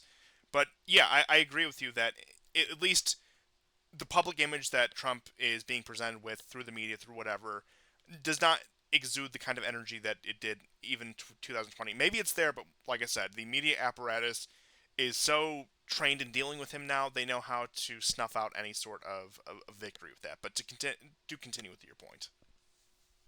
Yeah. So all I'm saying is Like, don't think it's just going to be confined to Israel. Like, their ambitions are much larger than that. And I'm glad you brought that up because, especially so long as you have people like Ben Gvir and Smotrich close to the halls of power in Israel, once again, these are people who are, in my opinion, true believers in this Jewish messianic prophecy. Whereas Netanyahu might be a bit little more of an opportunist. He might not be as uh, hardline religious as these other two, but no, they do believe that in order to fill their beliefs, that the Al-Aqsa Mosque has to be wiped out, that they have to rebuild the third temple, and that Israel's borders have to expand to. I know the figure commonly quoted is Nile to the Euphrates. That is like the maximalist goal for the Israelis, so to speak. But you make a point that no, they're not going to stop this expansion. Uh, they are the caricature of an expansionist state that cannot be appeased by anything, that will not stop until it's achieved its goals. Uh, if they can topple Yeah. Gaza, that'll happen. If they can topple the West Bank, that'll happen. They're going to have their eye on Jordan. They're going to have their eye on Egypt again. We already see what's happening to the north of Lebanon and Syria. They've had their eye on that for a number of years now. And they will continue to push this project as far as they can until either they succeed or they collapse in on themselves. And I do mention that because despite all of this, internal tensions within Israel are still extremely high. Today alone, you've had draft riots from the ultra Orthodox Jewish populations that they recently said are no longer exempt from the draft. You've still had the massive protests continuing against Netanyahu over his consolidation of power from the more left wing segments of Israeli society. So while all this is happening, and not to downplay the significance of this, it is very important to remember the amount of internal pressure Netanyahu is facing is still the highest it has ever been for him. I mean, which will only convince him to continue to take actions to further entrench his power. But it is a vicious cycle. The more he moves to consolidate power, the more he moves to secure his position, the more outrage is going to grow against him from different segments of society, to the point where a few weeks ago, even the IDF was completely at odds with him, the top brass of the IDF. And uh, he Well, certainly, why was that? Because he didn't protect their right to rape male prisoners. Like, it's just, yeah, and it's so that's absurd. These that's people what are it came down insane. to. The fact that he didn't give them free reign to, uh, let's just say, I mean, conduct they were all themselves the let way they off. They do. were all Yeah, nine of them were yeah, pardoned. yeah. Like, have But you ever point. heard of a society where like people like with the national flag barge into a police station to free guys who raped guys? Like, just think about that. Like, It's you think these unhinged. people are part of the West? These people are not Western. It's unhinged. It's up there with stuff that, and I would say arguably worse than a lot of stuff that a lot of these Islamic militant groups have done. And Yeah. I'm not to whitewash them, not to downplay what Al Qaeda and ISIS has done, but it is in the very same vein of that kind of behavior. And these are the people that are willing to push back. These are the people that are willing to push to that limit. And now you have Netanyahu and the IDF feuding over that, even though, of course, the IDF, they're going to let these guys off. These guys are not going to face any sort of consequences for their actions. We all know that. But the ultimate point I'm getting at here is that the internal pressure is extreme on Netanyahu, which conversely only encourages him to escalate this. And now you have the situation with the Iranians, who, uh, as far as they're concerned, as we discussed last week, sure, you can say they're taking a blow to their reputation. Sure, you could say that they look like a paper tiger right now. But they can hold this potential retaliatory strike over Israel's head for really as long as they want, until they actually decide to do it. And I do think that at some point in the near future they will decide to do it. And some might say I'm a fool because it hasn't happened yet. But point being is, in this dynamic between Iran and Israel, time is far more on Iran's side, especially when we consider Israel becoming more and more consolidated around the power of Netanyahu and his personal position, the merging of the individual with the state, or the head of state with the state, or head of government, whatever you want to call it. Uh, that is not. He doesn't have time on his side, as we've said many times before. and the Iranians they can wait this out, and they can hold this over. They can cause panic in Israel. They can make them flee to the bunkers whenever they want. Now, how long will that work? How much until the Israelis stop taking it seriously? I don't know. Have they stopped taking it seriously already? No, they haven't. But it only has been a few weeks. But it is tension that can hang in the air for a number of months, and especially as we come up on a year since the attack, people are going to start becoming introspective about it as they do on these kind of anniversaries, and both inside and outside of Israel, and it's going to raise some questions. Now, in the West, as you said, the governments they're not going to waver on their support. On the countries that aren't necessarily West but aren't anti-Western by any means, Hmm. who waffle a bit. Think like a country like India, for example. Uh, India has played pretty middle of the road. Now, their shills on Twitter might convince you that they are the most pro-Israel country in the world, but government policy, Modi, India has played this pretty middle of the road. But once again, what's the breaking point for them? They've alienated Russia and China. They've alienated whatever little attempt they had at diplomacy with the Gulf states. There's really not much Israel can do beyond just further escalation. And they have put themselves in a situation where it's either they continue on their own path of escalation or they accept defeat because those are the only two options they have given themselves. This wasn't external. This was the consequence of Israel's actions that, say what you will, although it wasn't perfect, they had a relatively secure position, I would say, post 1979 after they made their informal peace with Egypt and Jordan, and also later in the 90s when they got the Palestinian Authority to more or less acquiesce to whatever they want. They were in a pretty comfortable position. Sure, you had some nuisances to the north, but they have managed to undo all of their diplomatic and strategic progress in just a matter of years. And the only options they have now are maximalist or concede defeat, which is a position nobody wants to be in. And I'm curious which way will it take it. If there's a country brazen enough to try to pursue its maximalist goals, it is Israel under the leadership of Netanyahu, especially with Smotrich and Ben Gvir in his ear. Yeah, yeah, yeah. Yeah. I mean, they're very brazen. For instance, as it turns out, six. Uh, I should mention that for the first time, Hamas has executed one of the refugees. The next day this week, we're recording Wednesday night, the 21st of August, and six bodies were recently discovered, Israeli captives uh, that actually had been killed um, by Israeli bombing or Israeli efforts to rescue them. So you remember those four that were rescued, that they killed like 100 civilians, 150 civilians to rescue them. And well, this one ended in failure, with six of them dead. And the relatives have begun protesting. But I think, Americans should not hold their breath, because Pew Research did a poll back at the end of May. I believe they published it either on the 29th or the 30th of May this year. And what they discovered that was 74% of the Israeli public believes that the government is doing enough, is doing the right thing in Gaza, or could do more. Only about 19% think they've gone too far. So uh, this is an incredibly craven and depraved country. Um, Unlike anything I've ever seen before.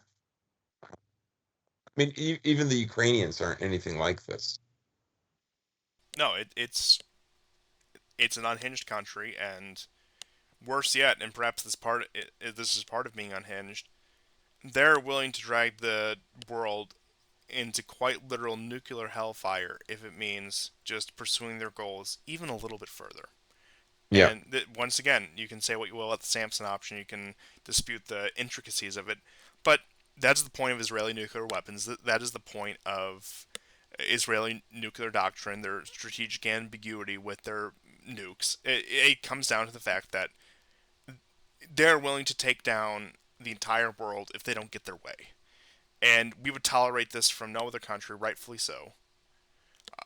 But because it's Israel and because of the amount of influence they've managed to gain within Western governments and governments elsewhere, I'm not saying it's only in the West, but especially in the West, they're able to do this and they're able to continue unabated, and really nobody's going to say anything. And I take no pleasure in this because I fear the consequences of what this will look like both in the region and globally.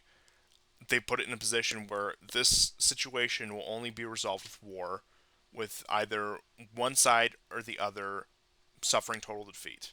And what will that look like? How much will this spread into the region? How much will this spread into the world? Frankly, I'm not in a position to give that kind of prediction or even come close to that.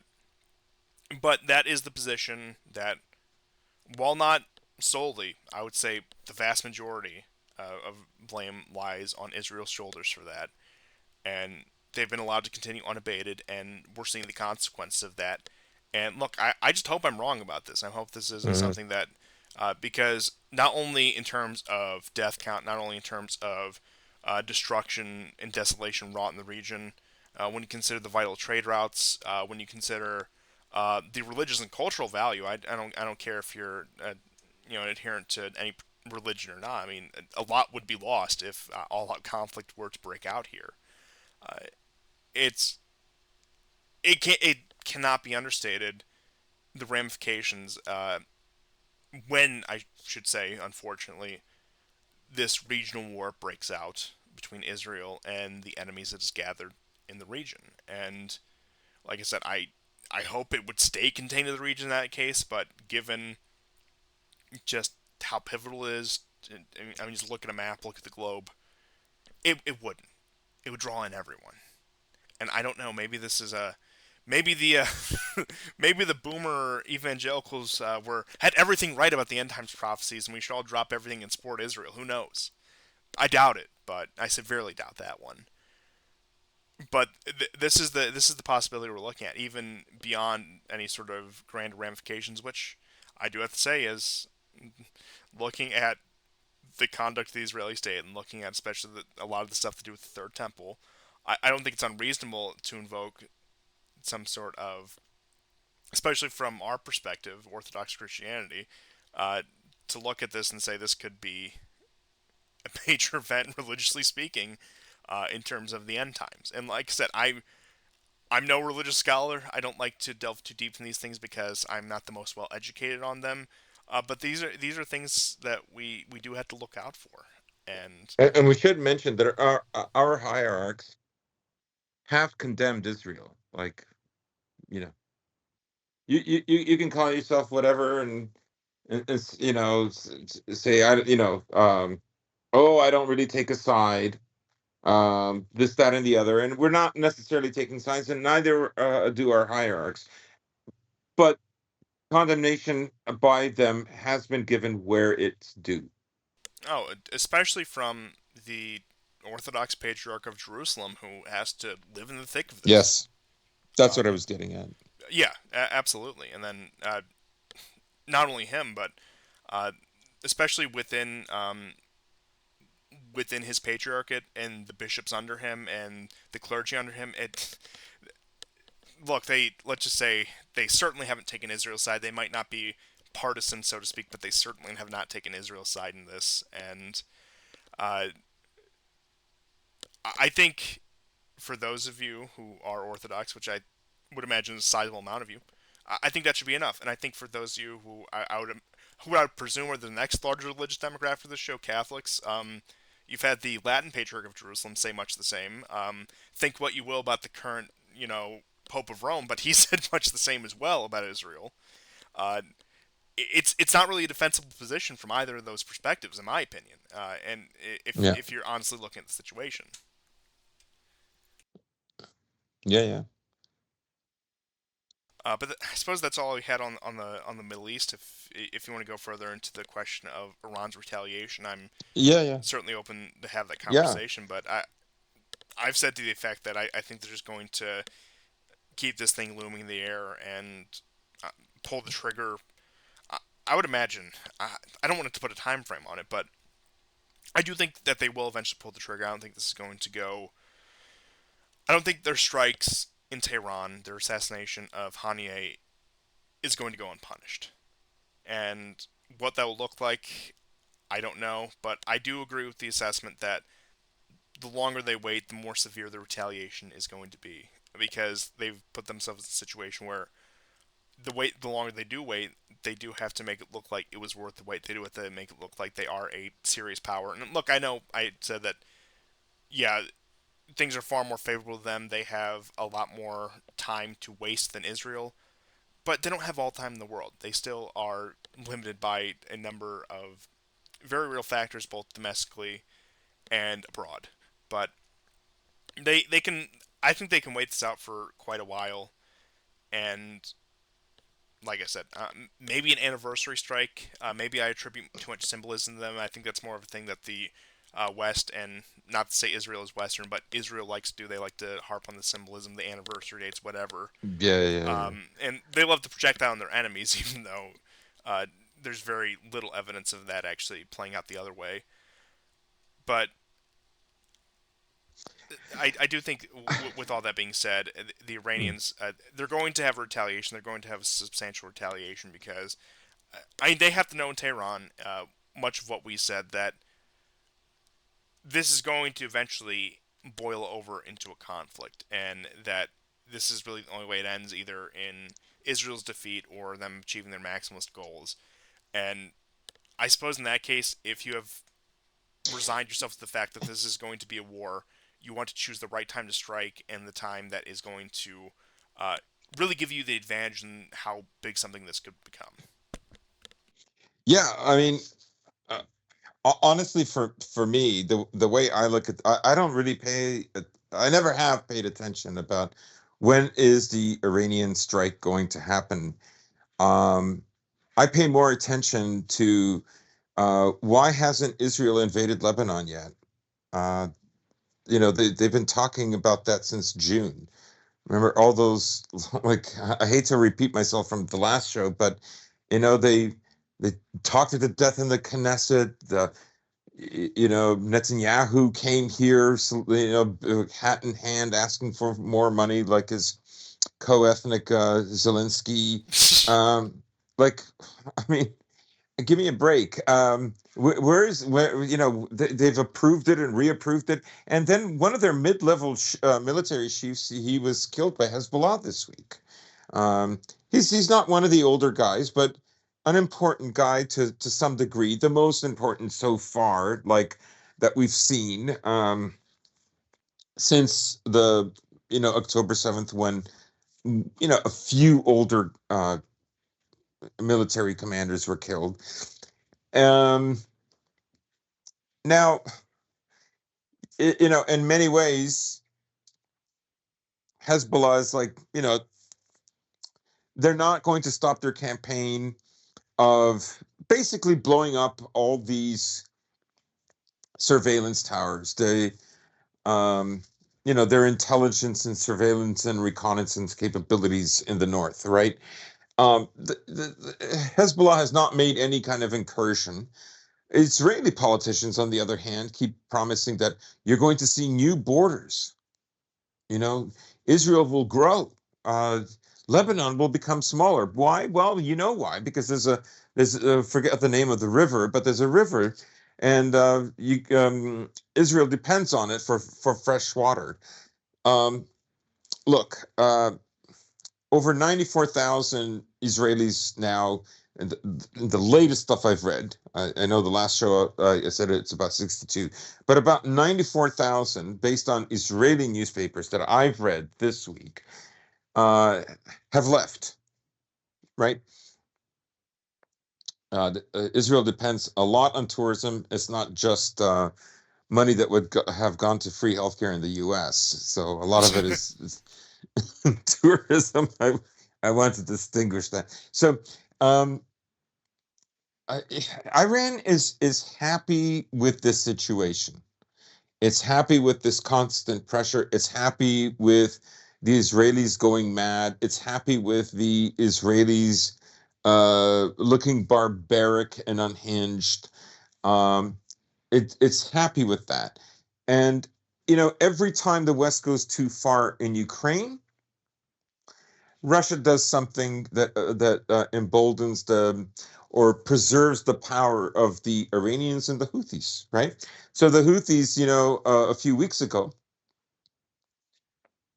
um, severely damaged some more ships, and it was suspected that some of the tech might have been Russian in origin or Russian derived, right?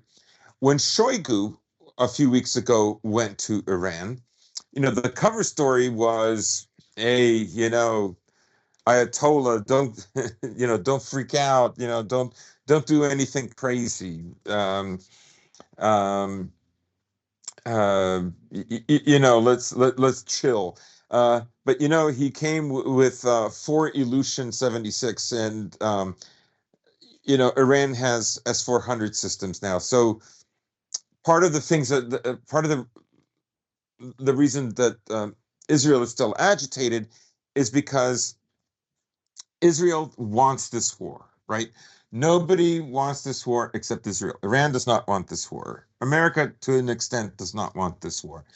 Israel wants this war, and Israel has to provoke until it gets the war, until it puts the U.S. in a mousetrap, which is what Netanyahu's co-ethnic in Ukraine is trying to do, right?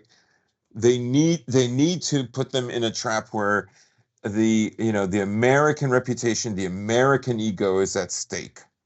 That's what they fundamentally both believe. And Iran is preparing for the next provocation. They're not prepared. You could argue that they're preparing to attack Israel, and now, they're preparing for the retaliation after they attack Israel. You could say that.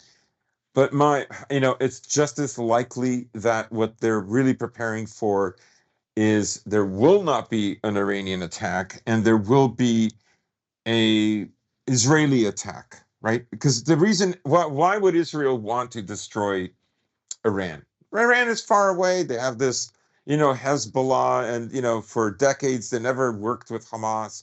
Hamas worked against them, worked against Iran and Syria, fought against Hezbollah forces, Shia forces. It's only now in 2023 that maybe they're seeing eye to eye. Maybe they'll have a temporary truce and working on some common goals. But the fact of the matter is, like, what's Iran really doing? Like, it's not really doing that much.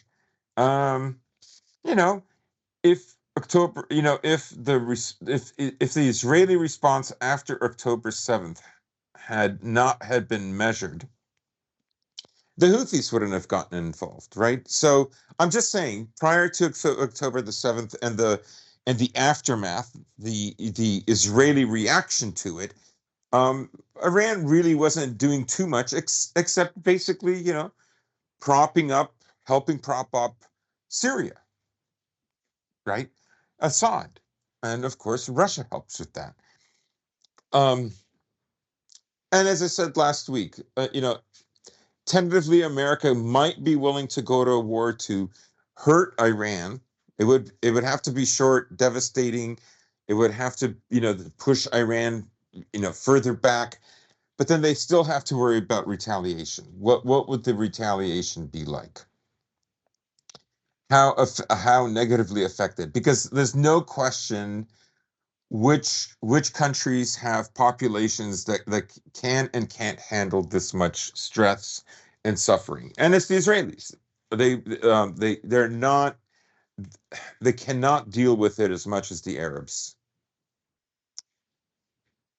No, no, they can't. And we've seen that, and as you had mentioned before, as we've mentioned on previous episodes, the amount of people who have fled from Israel as a result of that, it shows that these are not people who are willing to dig in and live under bombardment in order to stand by their homeland.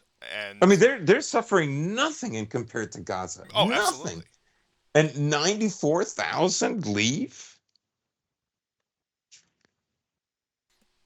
It's huge. Yeah, I don't think there's really any other way to put that. But just another piece of Middle Eastern news that I had forgotten to mention earlier. At this point, you have a total of 34 ships in the Middle East. 34 U.S. naval vessels in the Middle East positioned in the Red Sea. We have submarines there. We have, of course, our carrier groups within the Persian Gulf as well. And you also have forces being rerouted from the Indian Ocean over by India, Bangladesh, the Straits of Malacca, which we've been trying to, of course, cut the Chinese off from. So we're diverting naval assets from what we have been touting for this major strategic threat for a number of years to respond to the Iranian crisis, moving them to the Middle East, moving them to support the fleets in the Persian Gulf. So now you have this amassing of U.S. ships. Now, I don't think this is going to escalate in anything on the U.S. side. I don't think there's going to be any sort of strike. But we do have to say that if there is, assuming this isn't all bluster, the Iranians have substantial anti-ship missile capabilities. And something I've referenced many times on the show, and that I will continue to reference going back to the 2002 Millennium Challenge, which simulated a potential war between the United States and Iran. You had the Iranians sinking a carrier group within 12 hours of the simulation. Now, of course, they reset that, they rescripted it, and they played it out on much more favorable terms to the U.S. But Iranian anti-ship missile capabilities have only increased since 2002, while U.S. military capability across the board has significantly decreased since 2002. Uh, Potentially, we wouldn't know until we actually see it, and I hope we don't see it. We wouldn't know how these ships would fare in an anti-ship engagement with the Iranians, but we could be potentially looking at a huge number of sitting ducks and a great number of losses. Not only one ship, not only one carrier group, whatever, but we could be looking at substantial casualties to the U.S. Navy if this situation does continue to escalate. If this situation does continue to entrench the U.S. Now, perhaps I underestimate the U.S. Navy, but given the direction of the U.S. military, I'm not even talking about the stuff that comes out of the Pentagon, like we're gonna march in gay pride parades, whatever. I mean, like that's bad enough in its own right. But in terms of military effectiveness, in terms of just raw numbers, we've seen it go down in real times. We've seen the analysis of U.S. military performance, whether it be from their own war games, whether it be from independent analysts, whatever, has significantly decreased. And I can't recall the last time that, even despite all the money that we pump into the U.S. military, upwards of $800 billion. And this is not a force that is ready to fight a major war. This is not a force ready to take on a medium-sized power like the Iranians. And that, while I'm not saying they would sink this fleet, by no means, I don't think the Iranians are that capable when it comes to anti-ship missiles technology. They could inflict some of the worst naval casualties we've had since World War II. Now, I know that's an unfair comparison since that's the last time we even faced anyone who could be. Well, the Japanese were a peer at the beginning of the war, but that's the last time we had proper naval engagements. There hasn't really been a major naval battle since. But once again, we're talking about bringing back memories of a significant amount of casualties coming from a naval battle, which this country's not seen in living memory of the vast majority of its population. Yeah.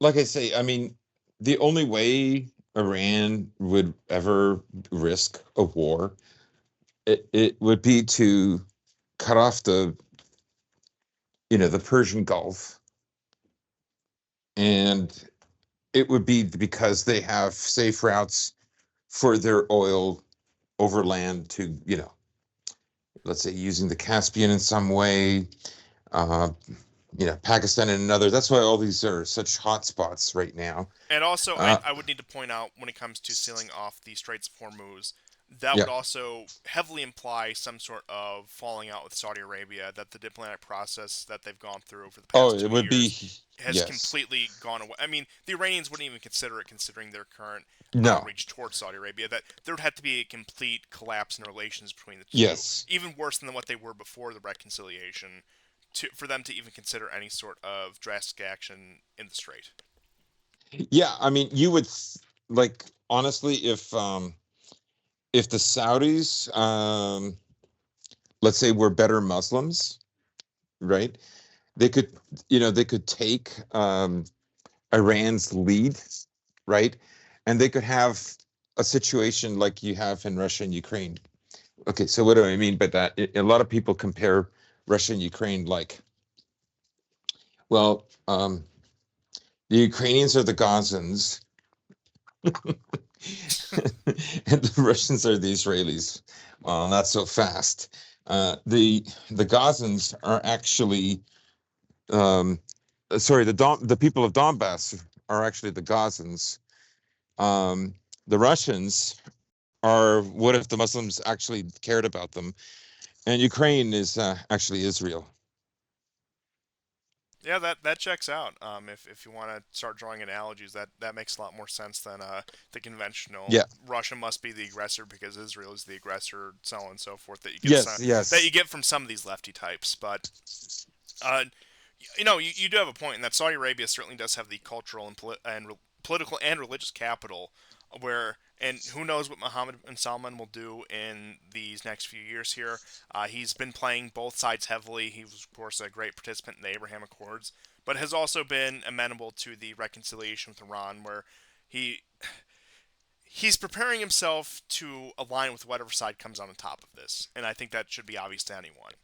Um, but if, yeah, he were to actually take the lead and wanted to create a I don't know, pan-Islamic coalition against Israel, which is never going to happen. Let's not kid ourselves. It would have Yeah. happened at Yeah. this point had it been in the cards. Then yeah, potential when it comes to the potentiality of that. All the factors exist there on paper now. Once again, putting plan to practice is a much different thing. But you're right. If Saudi Arabia had more competent Muslims, as it were, then this wouldn't even be a question. Yeah. I mean, ultimately, um,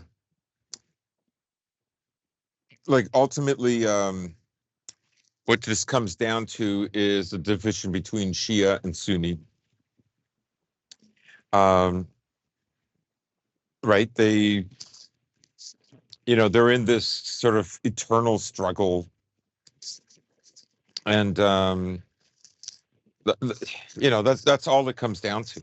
Um, and Israel and the U.S. benefit from that, um, because of course the Sunnis don't want the Shia to gain an upper hand. That's why so many Sunni jihadist groups align with American and Israeli interests. Yes, the Uh, same people who are willing to march to their deaths in Syria and Iraq for whatever regime change operation wouldn't be caught dead fighting in Gaza. that's right.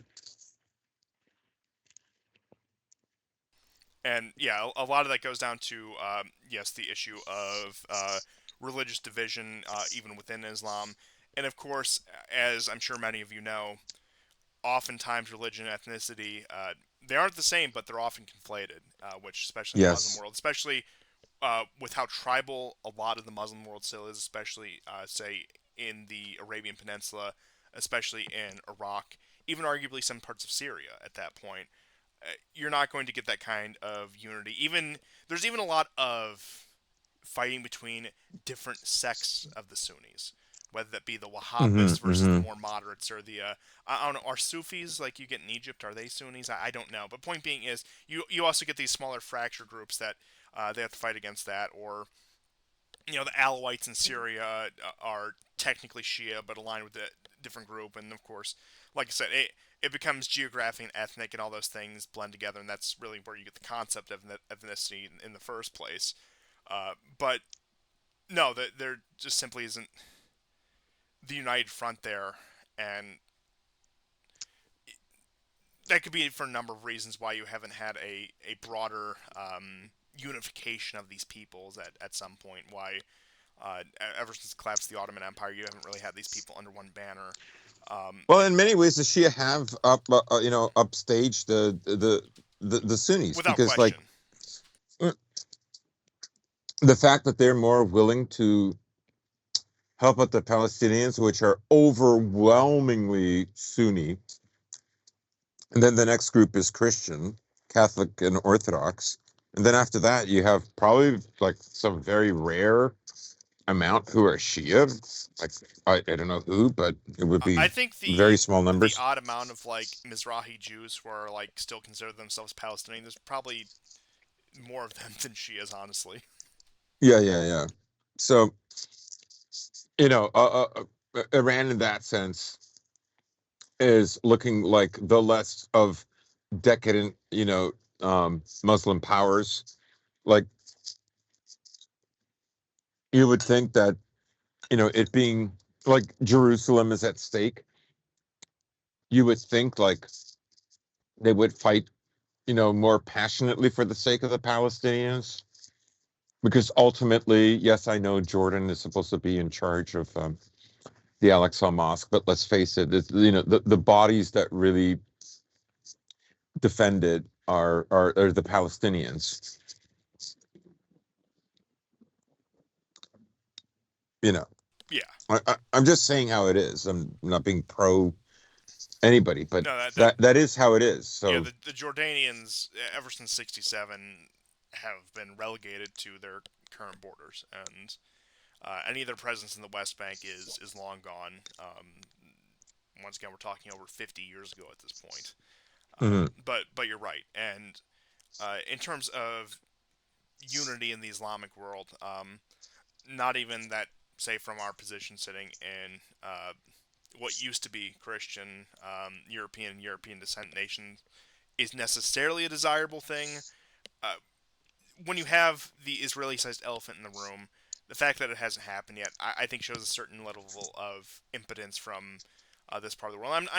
I'm not even trying to be inflammatory here. I'm not even trying to be insulting. Perhaps that came off a little too harsh.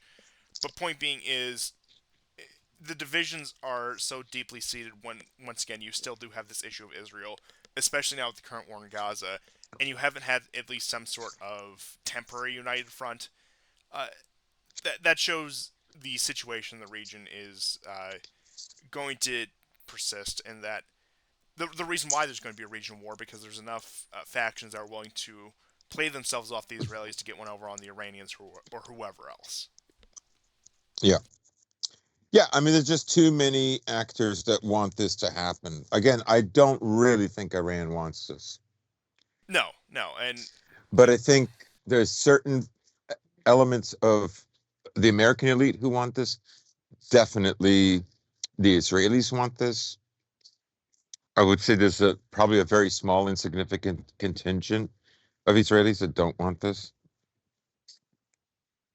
but even going back to the American elite and speaking culturally and speaking about the historic legacy, I mean, once again, we had the people who have defined their entire political careers on the 1979 hostage crisis and kissing Ronald Reagan's feet Yeah. for allegedly freeing the hostages. That ignore the role George Bush Sr. played in that. We'll overlook that for now. But who have really made Iran a sworn enemy of the United States ever since because of that instance, and who have spent their entire political. I mean, think of a John McCain. I know he's not alive anymore, but think of a John McCain who just was monomaniacally focused on anything foreign policy related, on the destruction of Iran, on the overthrow of the Iranian regime. And John McCain was probably one of the more radical voices in that regard. But point being is, there are many people who walk in his footsteps in both parties. Don't make that mistake. In both parties, uh, within Congress, within think tanks, within um, the past several administrations, who do have Iran in their sights and will do anything within their power to see that war happen. I would say, regardless of almost any cost. I think there is, of course, any cost within reason. I know that that's a bit of a convoluted phrase, but once again, I don't think many of these people are willing to cause a world war over this, even though perhaps I give them too much credit. But point being is a lot of these people are willing to expend pretty much all the United States Middle Eastern political, military, and economic capital to seeing the implosion of Iran, both in terms of its government and possibly even in terms of the country itself. So don't underestimate these people. And a lot of these people are getting to where if they're not dying in office, they are retiring and they want to make their final mark. And this could be Mm, arguably about legacy for a lot of these people. And who knows, especially if Trump gets in, if we take his more hawkish statements on Iran seriously, we could see that perfect storm, so to speak. mm.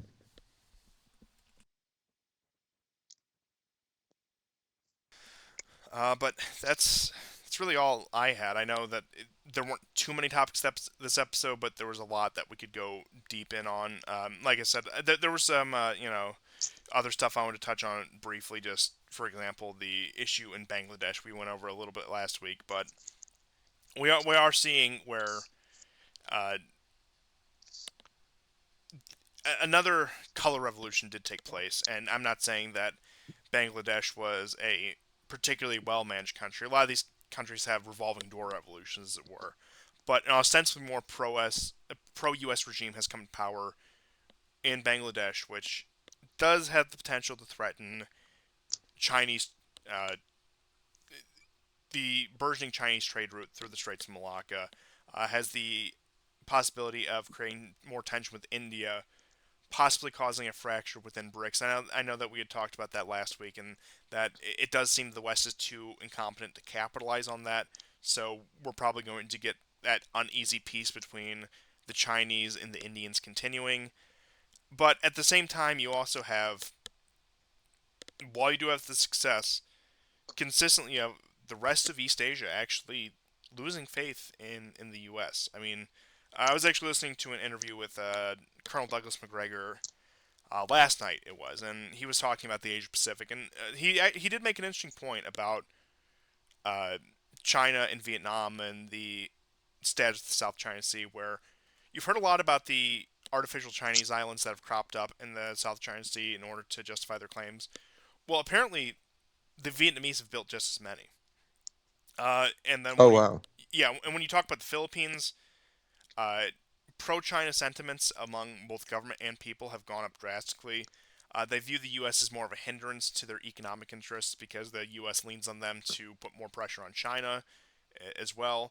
You're getting this in these other countries within that South China Sea ring. I mean, even Vietnam, when surveyed, I think a few months ago, you had the majority of the populations start to see China more favorably than the United States for the first time in a number of decades. And I mean, even going back before Vietnamese independence, we're talking centuries long rivalry between the Chinese and Vietnamese. Two people who just have had a very rough history with each other. Even now, you're getting the Vietnamese starting to look more sympathetically upon the Chinese with the real failure of American leadership in the region. You have Japan. Kishida is resigning, and who is slated to replace him? I'm actually not sure. I think that's going to be left up to some sort of internal party convention who they decide, because he replaced Abe after Abe resigned and then was eventually assassinated. Abe really played middle of the road when it came to, of course, balancing the obligatory American-Japanese relationship with that of China and Russia. He was no stranger to meeting with Putin and Xi Jinping. In fact, trade between China and Japan actually went up under him, despite icy diplomatic relations. And the real question is who is going to inherit the power in Japan, because Kishida was much more standard, what you'd expect, pro-U.S., more or less concede to their geopolitical interests, and conduct himself in a business as usual way, sort of there. Although you still did get the exemptions on the sanctions for the Sakhalin pipeline, with oil still coming through from Russia to Japan in the east.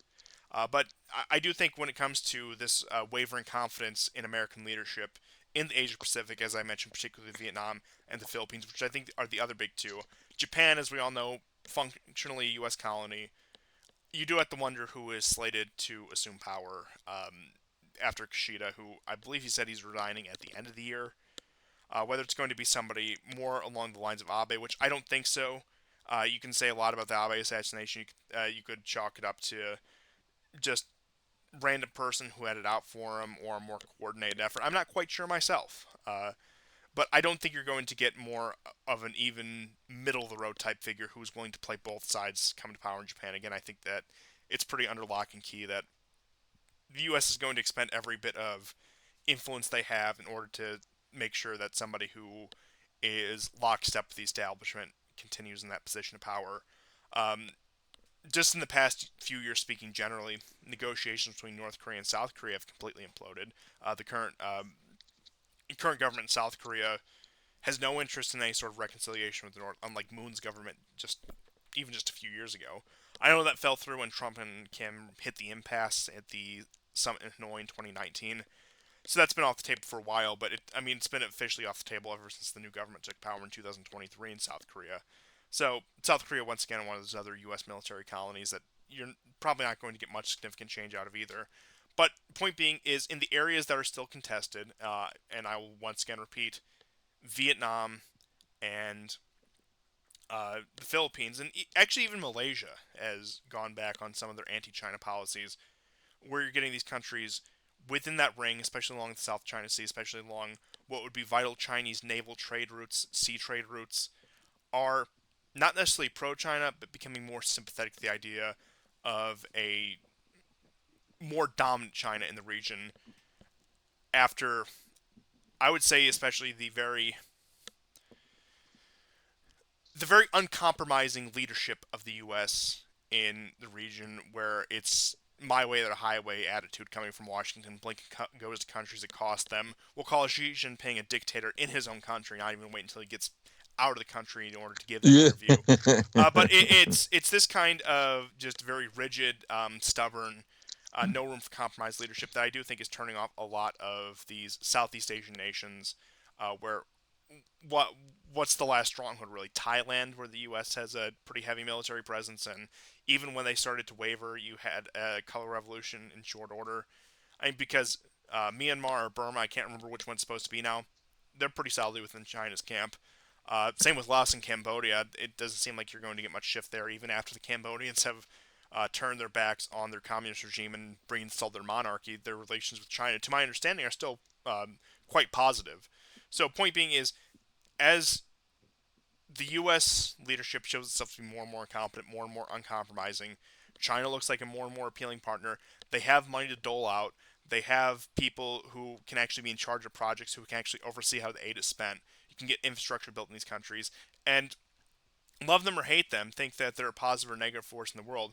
Point being is, to these people who previously were very distrustful, if not disliked China altogether, have come to view them as more of a leader in their region. Like I said, probably the most shocking of all of those is that I know we're going back a few years, but especially at the height of the U.S. Chinese trade war, going back to 2018, 2019, trade volume between China and Japan increased. Once again, these are supposed to be the two bitter rivals of the region who are Yep. trading with each other like it's nobody's business.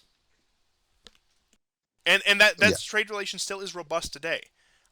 It hasn't gone up in with the kind of figures that we've seen that we saw during the Trump trade war. But point being is, no matter what the shaking of fists is, economic reality speaks for itself. Yes. All good points, and a lot of information there that I wasn't even aware of, particularly with Vietnam. I suppose if you want to close out with the story, we kind of hinted at it at the beginning of the show concerning Azerbaijan and Putin's visit there, Of course, I think that's and their request to join BRICS. I sent you some maps of the current pipelines.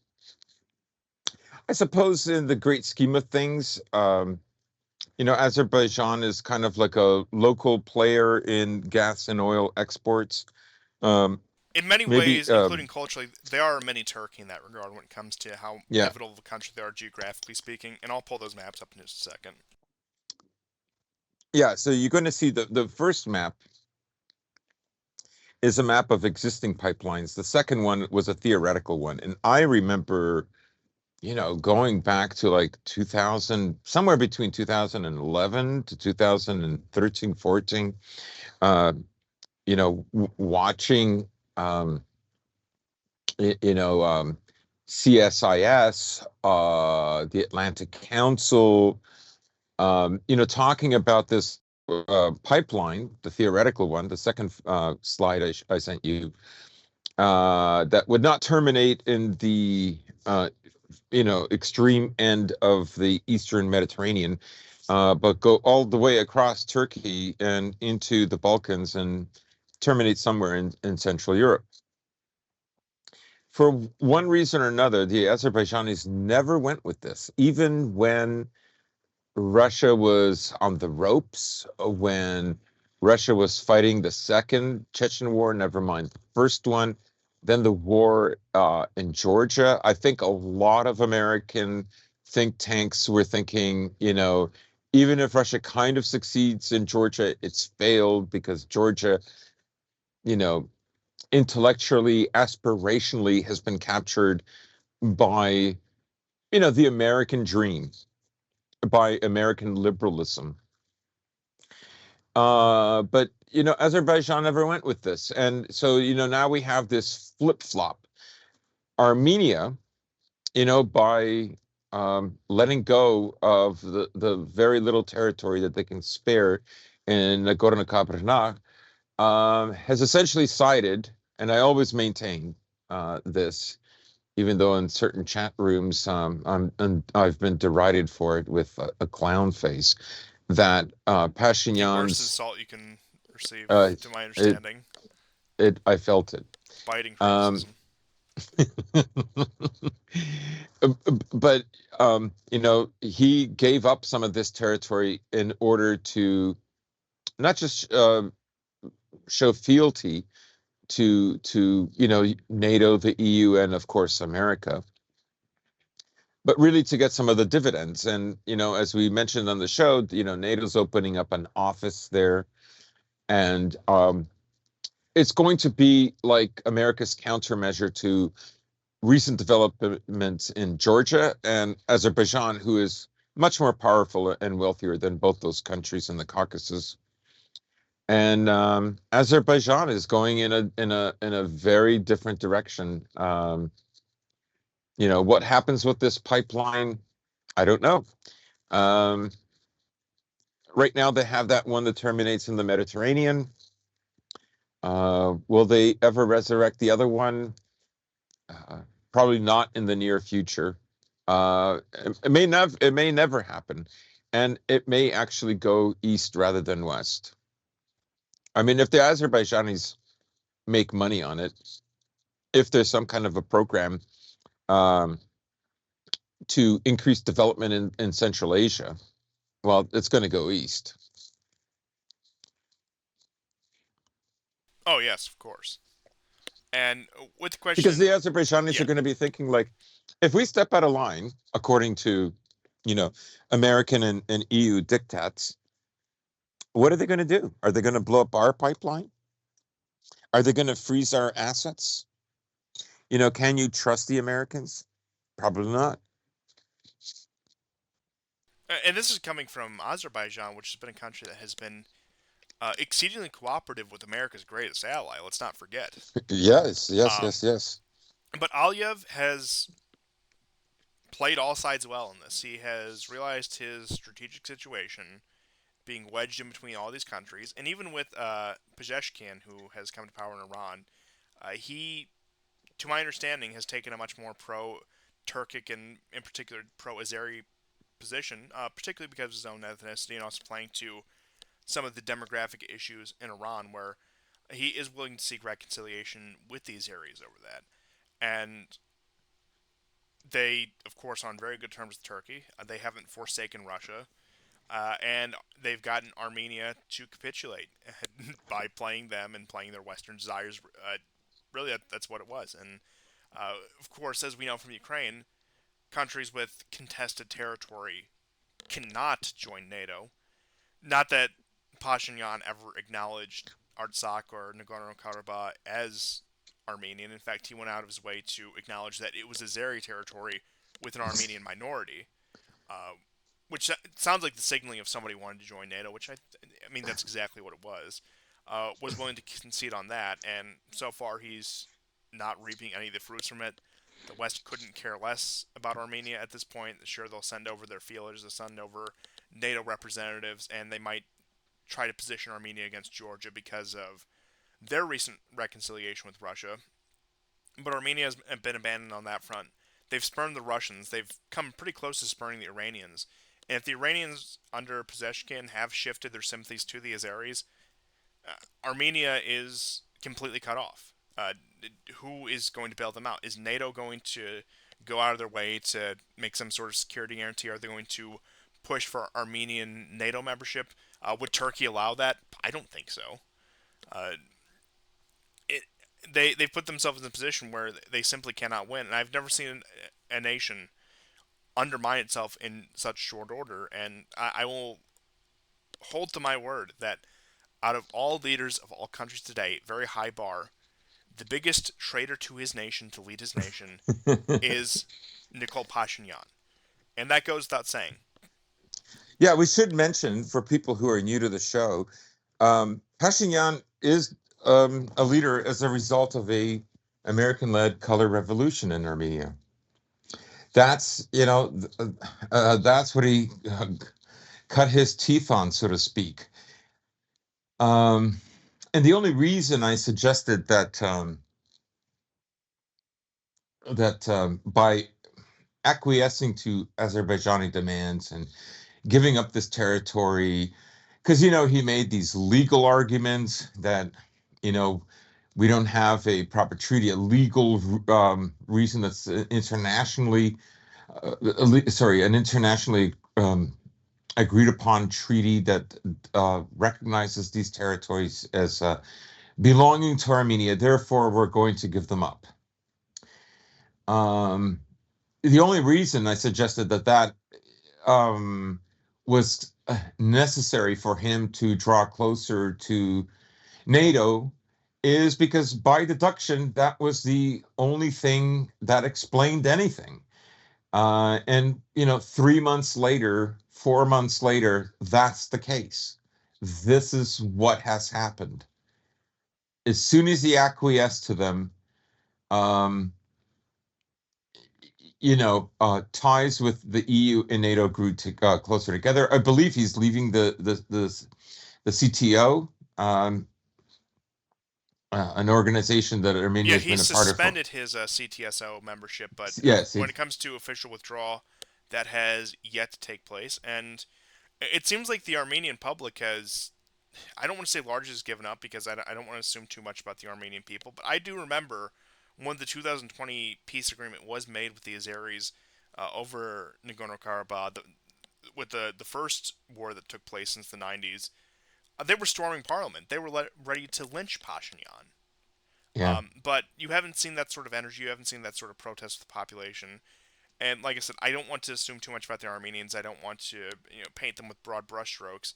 But it doesn't look like that sort of outrage, that sort of backlash is there anymore against their own government, which seems very content on selling them out. And as we know, will probably continue to sell them out further if he thinks it means increasing his position with the West, with NATO, who has, realistically speaking, very little to offer them.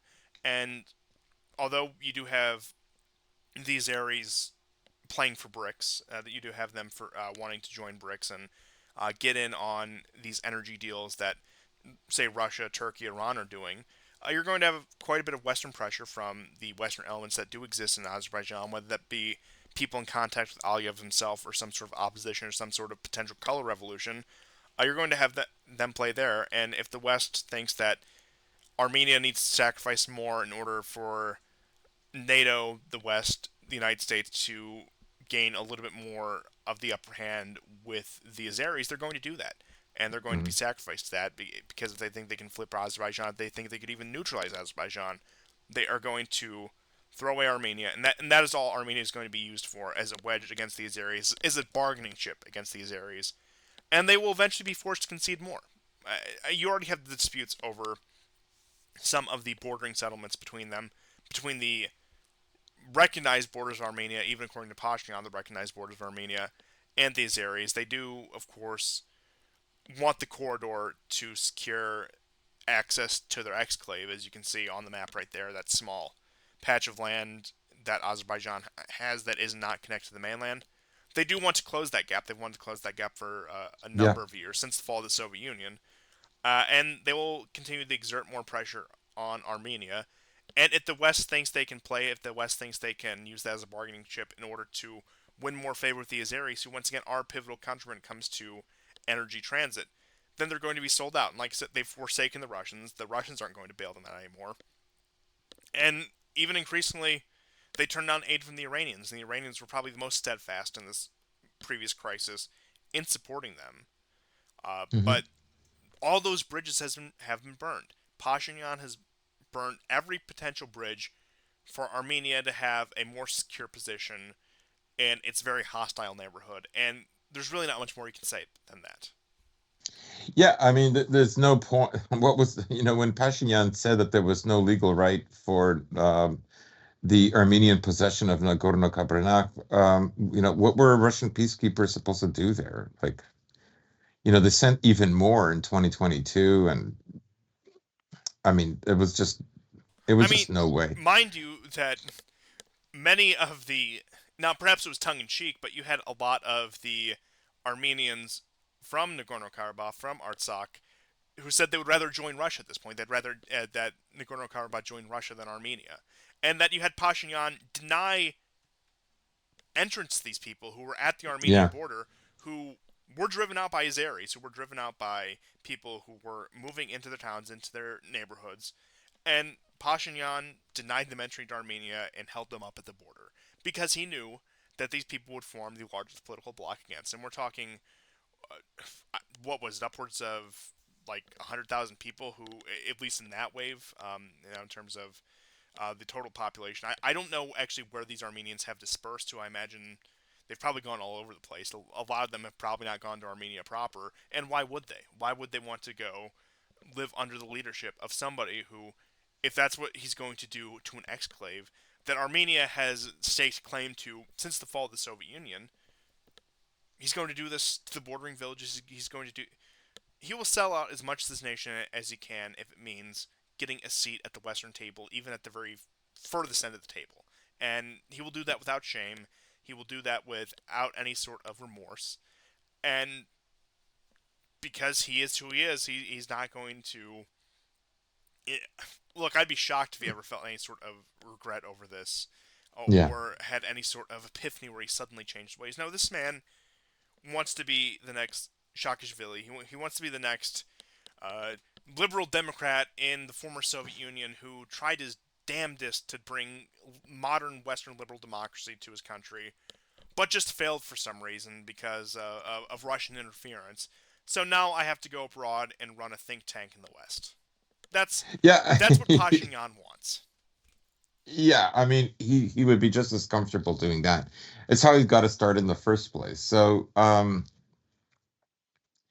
yeah, I mean, it's unfortunate. Obviously, like subjectively, I'm with the Armenians, not the Azerbaijanis. Uh, I think any Orthodox feels the same way. I, they just were not prepared for the kind of war that Azerbaijan brought them, and And once again, you can thank Pashinyan for constantly rejecting the security integration with Russia, who in 2018, yes, after he came to power, said, "Look, what they're doing in Syria, Turkey, very connected to Azerbaijan. You see what these Turkish drones are doing in Syria.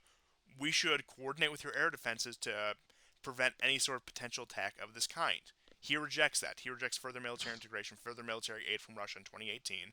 And then you get the yeah, 2020 war, where the Azeris are swarming them with Turkish-made drones.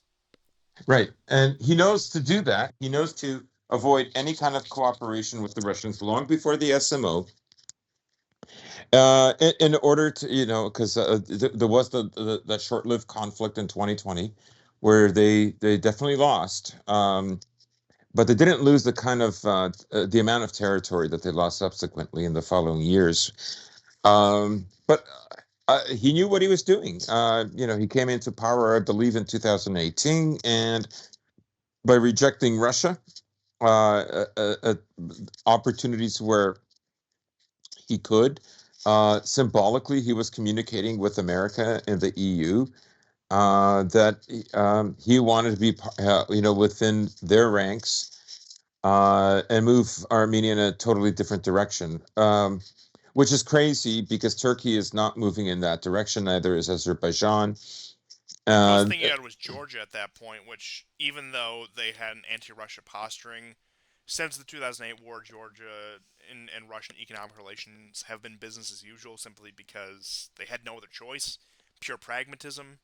yeah, But yeah, Turkey was moving away from the West at that point. Iran to their south, and then Azerbaijan, which you could say arguably follows the lead of Turkey, but is still a very shrewd country in its own right. Love them or hate them. He was moving in the opposite momentum of the region, and now he is uh, has created this pro-Western speck in the middle of, like I said, a very hostile neighborhood, and something that, given the other conflicts at hand, is not going to be on the priority list to get bailed out when things inevitably turn south. yeah. I mean, the criticism previously by Pashinyan was that the Russians don't do anything anyways. Even as he uh, basically stated that they have no right to do anything, which put them at odds. Obviously, if then the Russians did, then that would put them, then that would make them, oh, the dictators are controlling Armenia. Um, I don't know what is he going to do with like a few NATO bases and this tiny landlocked country that I mean, I've been to Turkey. The Turks, they hate the Americans. They hate them. They're not. They kind of like the Russians. They're either neutral or yeah, they're okay. Oh, which is a complete reversal because during the Cold War, the U.S. and Turkey had very positive relations. I would say even on an individual level, that the Turks, I mean, like a lot of the like a lot of the world at that time, had very aspirational views about America and thought, hey, they're a competent leader, they're a wealthy country, and they could probably bring great benefit to us. But especially since 2016, any goodwill that the Turks have had for America has dissipated, and Yeah. that is by the doing of America itself. There's really no two ways about that. When they committed to the coup against Erdogan, even after all of Turkey's cooperation, now certainly for their own gain as well, on issues like Syria and even arguably to an extent Iraq, that was the repayment they got. That was Obama's farewell present to them. Hmm. Hmm. But really, I mean, I hate covering this topic because it's just every time we return to it, it's what more has Armenia conceded? What more ground have they lost? And like I said, with you, just speaking completely from my own biases, I'm 100% pro Armenia in their feud with Azerbaijan. But much like everyone else who has tried to help Armenia, it's impossible to take their side in any real sense. Not that I have any sort of power or influence over this. When Pashinyan snubs any sort of substantial help that he could receive. Yeah. And I don't know, maybe there's some sort of sane man waiting in the wings to take power in Armenia who can restore its diplomatic position, especially with the Russians, because that's really their only lifeline, and with everything else, and arguably the Iranians. Maybe there's that man waiting in the wings, but I'm not holding my breath for him. Yes, I know what you mean. But I suppose that is everything that we had slated to cover, which, like I said, this episode took a little bit of a different direction than I was expecting, which isn't necessarily a bad thing. I think we covered quite a bit of ground. Hopefully, we didn't drag on any one topic for too long because I know that we went in depth on a few things rather than smaller analysis of many things, which sometimes you just need an episode like this, which Yeah. I hope you guys enjoyed it because I think we covered a lot of ground that we had been sitting on for quite some time, and because of the recent issues with scheduling and me doing the show alone, and just some of the recent circumstances that this kind of stuff was bound to come up, but that is all I had for this week, and of course we will be in touch with you. We will of course let you know when the next episode is going to come out. I'll try to keep you guys relatively informed, and uh, I'll read the comments, say whatever you want. Just don't get yourself or the channel banned is all I asked. Because other than that, yeah, you can say pretty much anything you want, so long as you're not Fed posting or doing that. Which I suppose anything that would get you banned probably falls in that category. But no, I'm eager to hear. Certainly correct us on anything we got wrong. Bring stories to my attention, because I do like it when you guys bring things up that I either haven't heard about or I missed.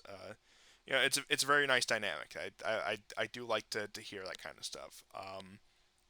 But if you have any closing thoughts, No, no, that's about it. well, thank you everyone for tuning in to yet another episode of the War Report, and we will be back sooner rather than later.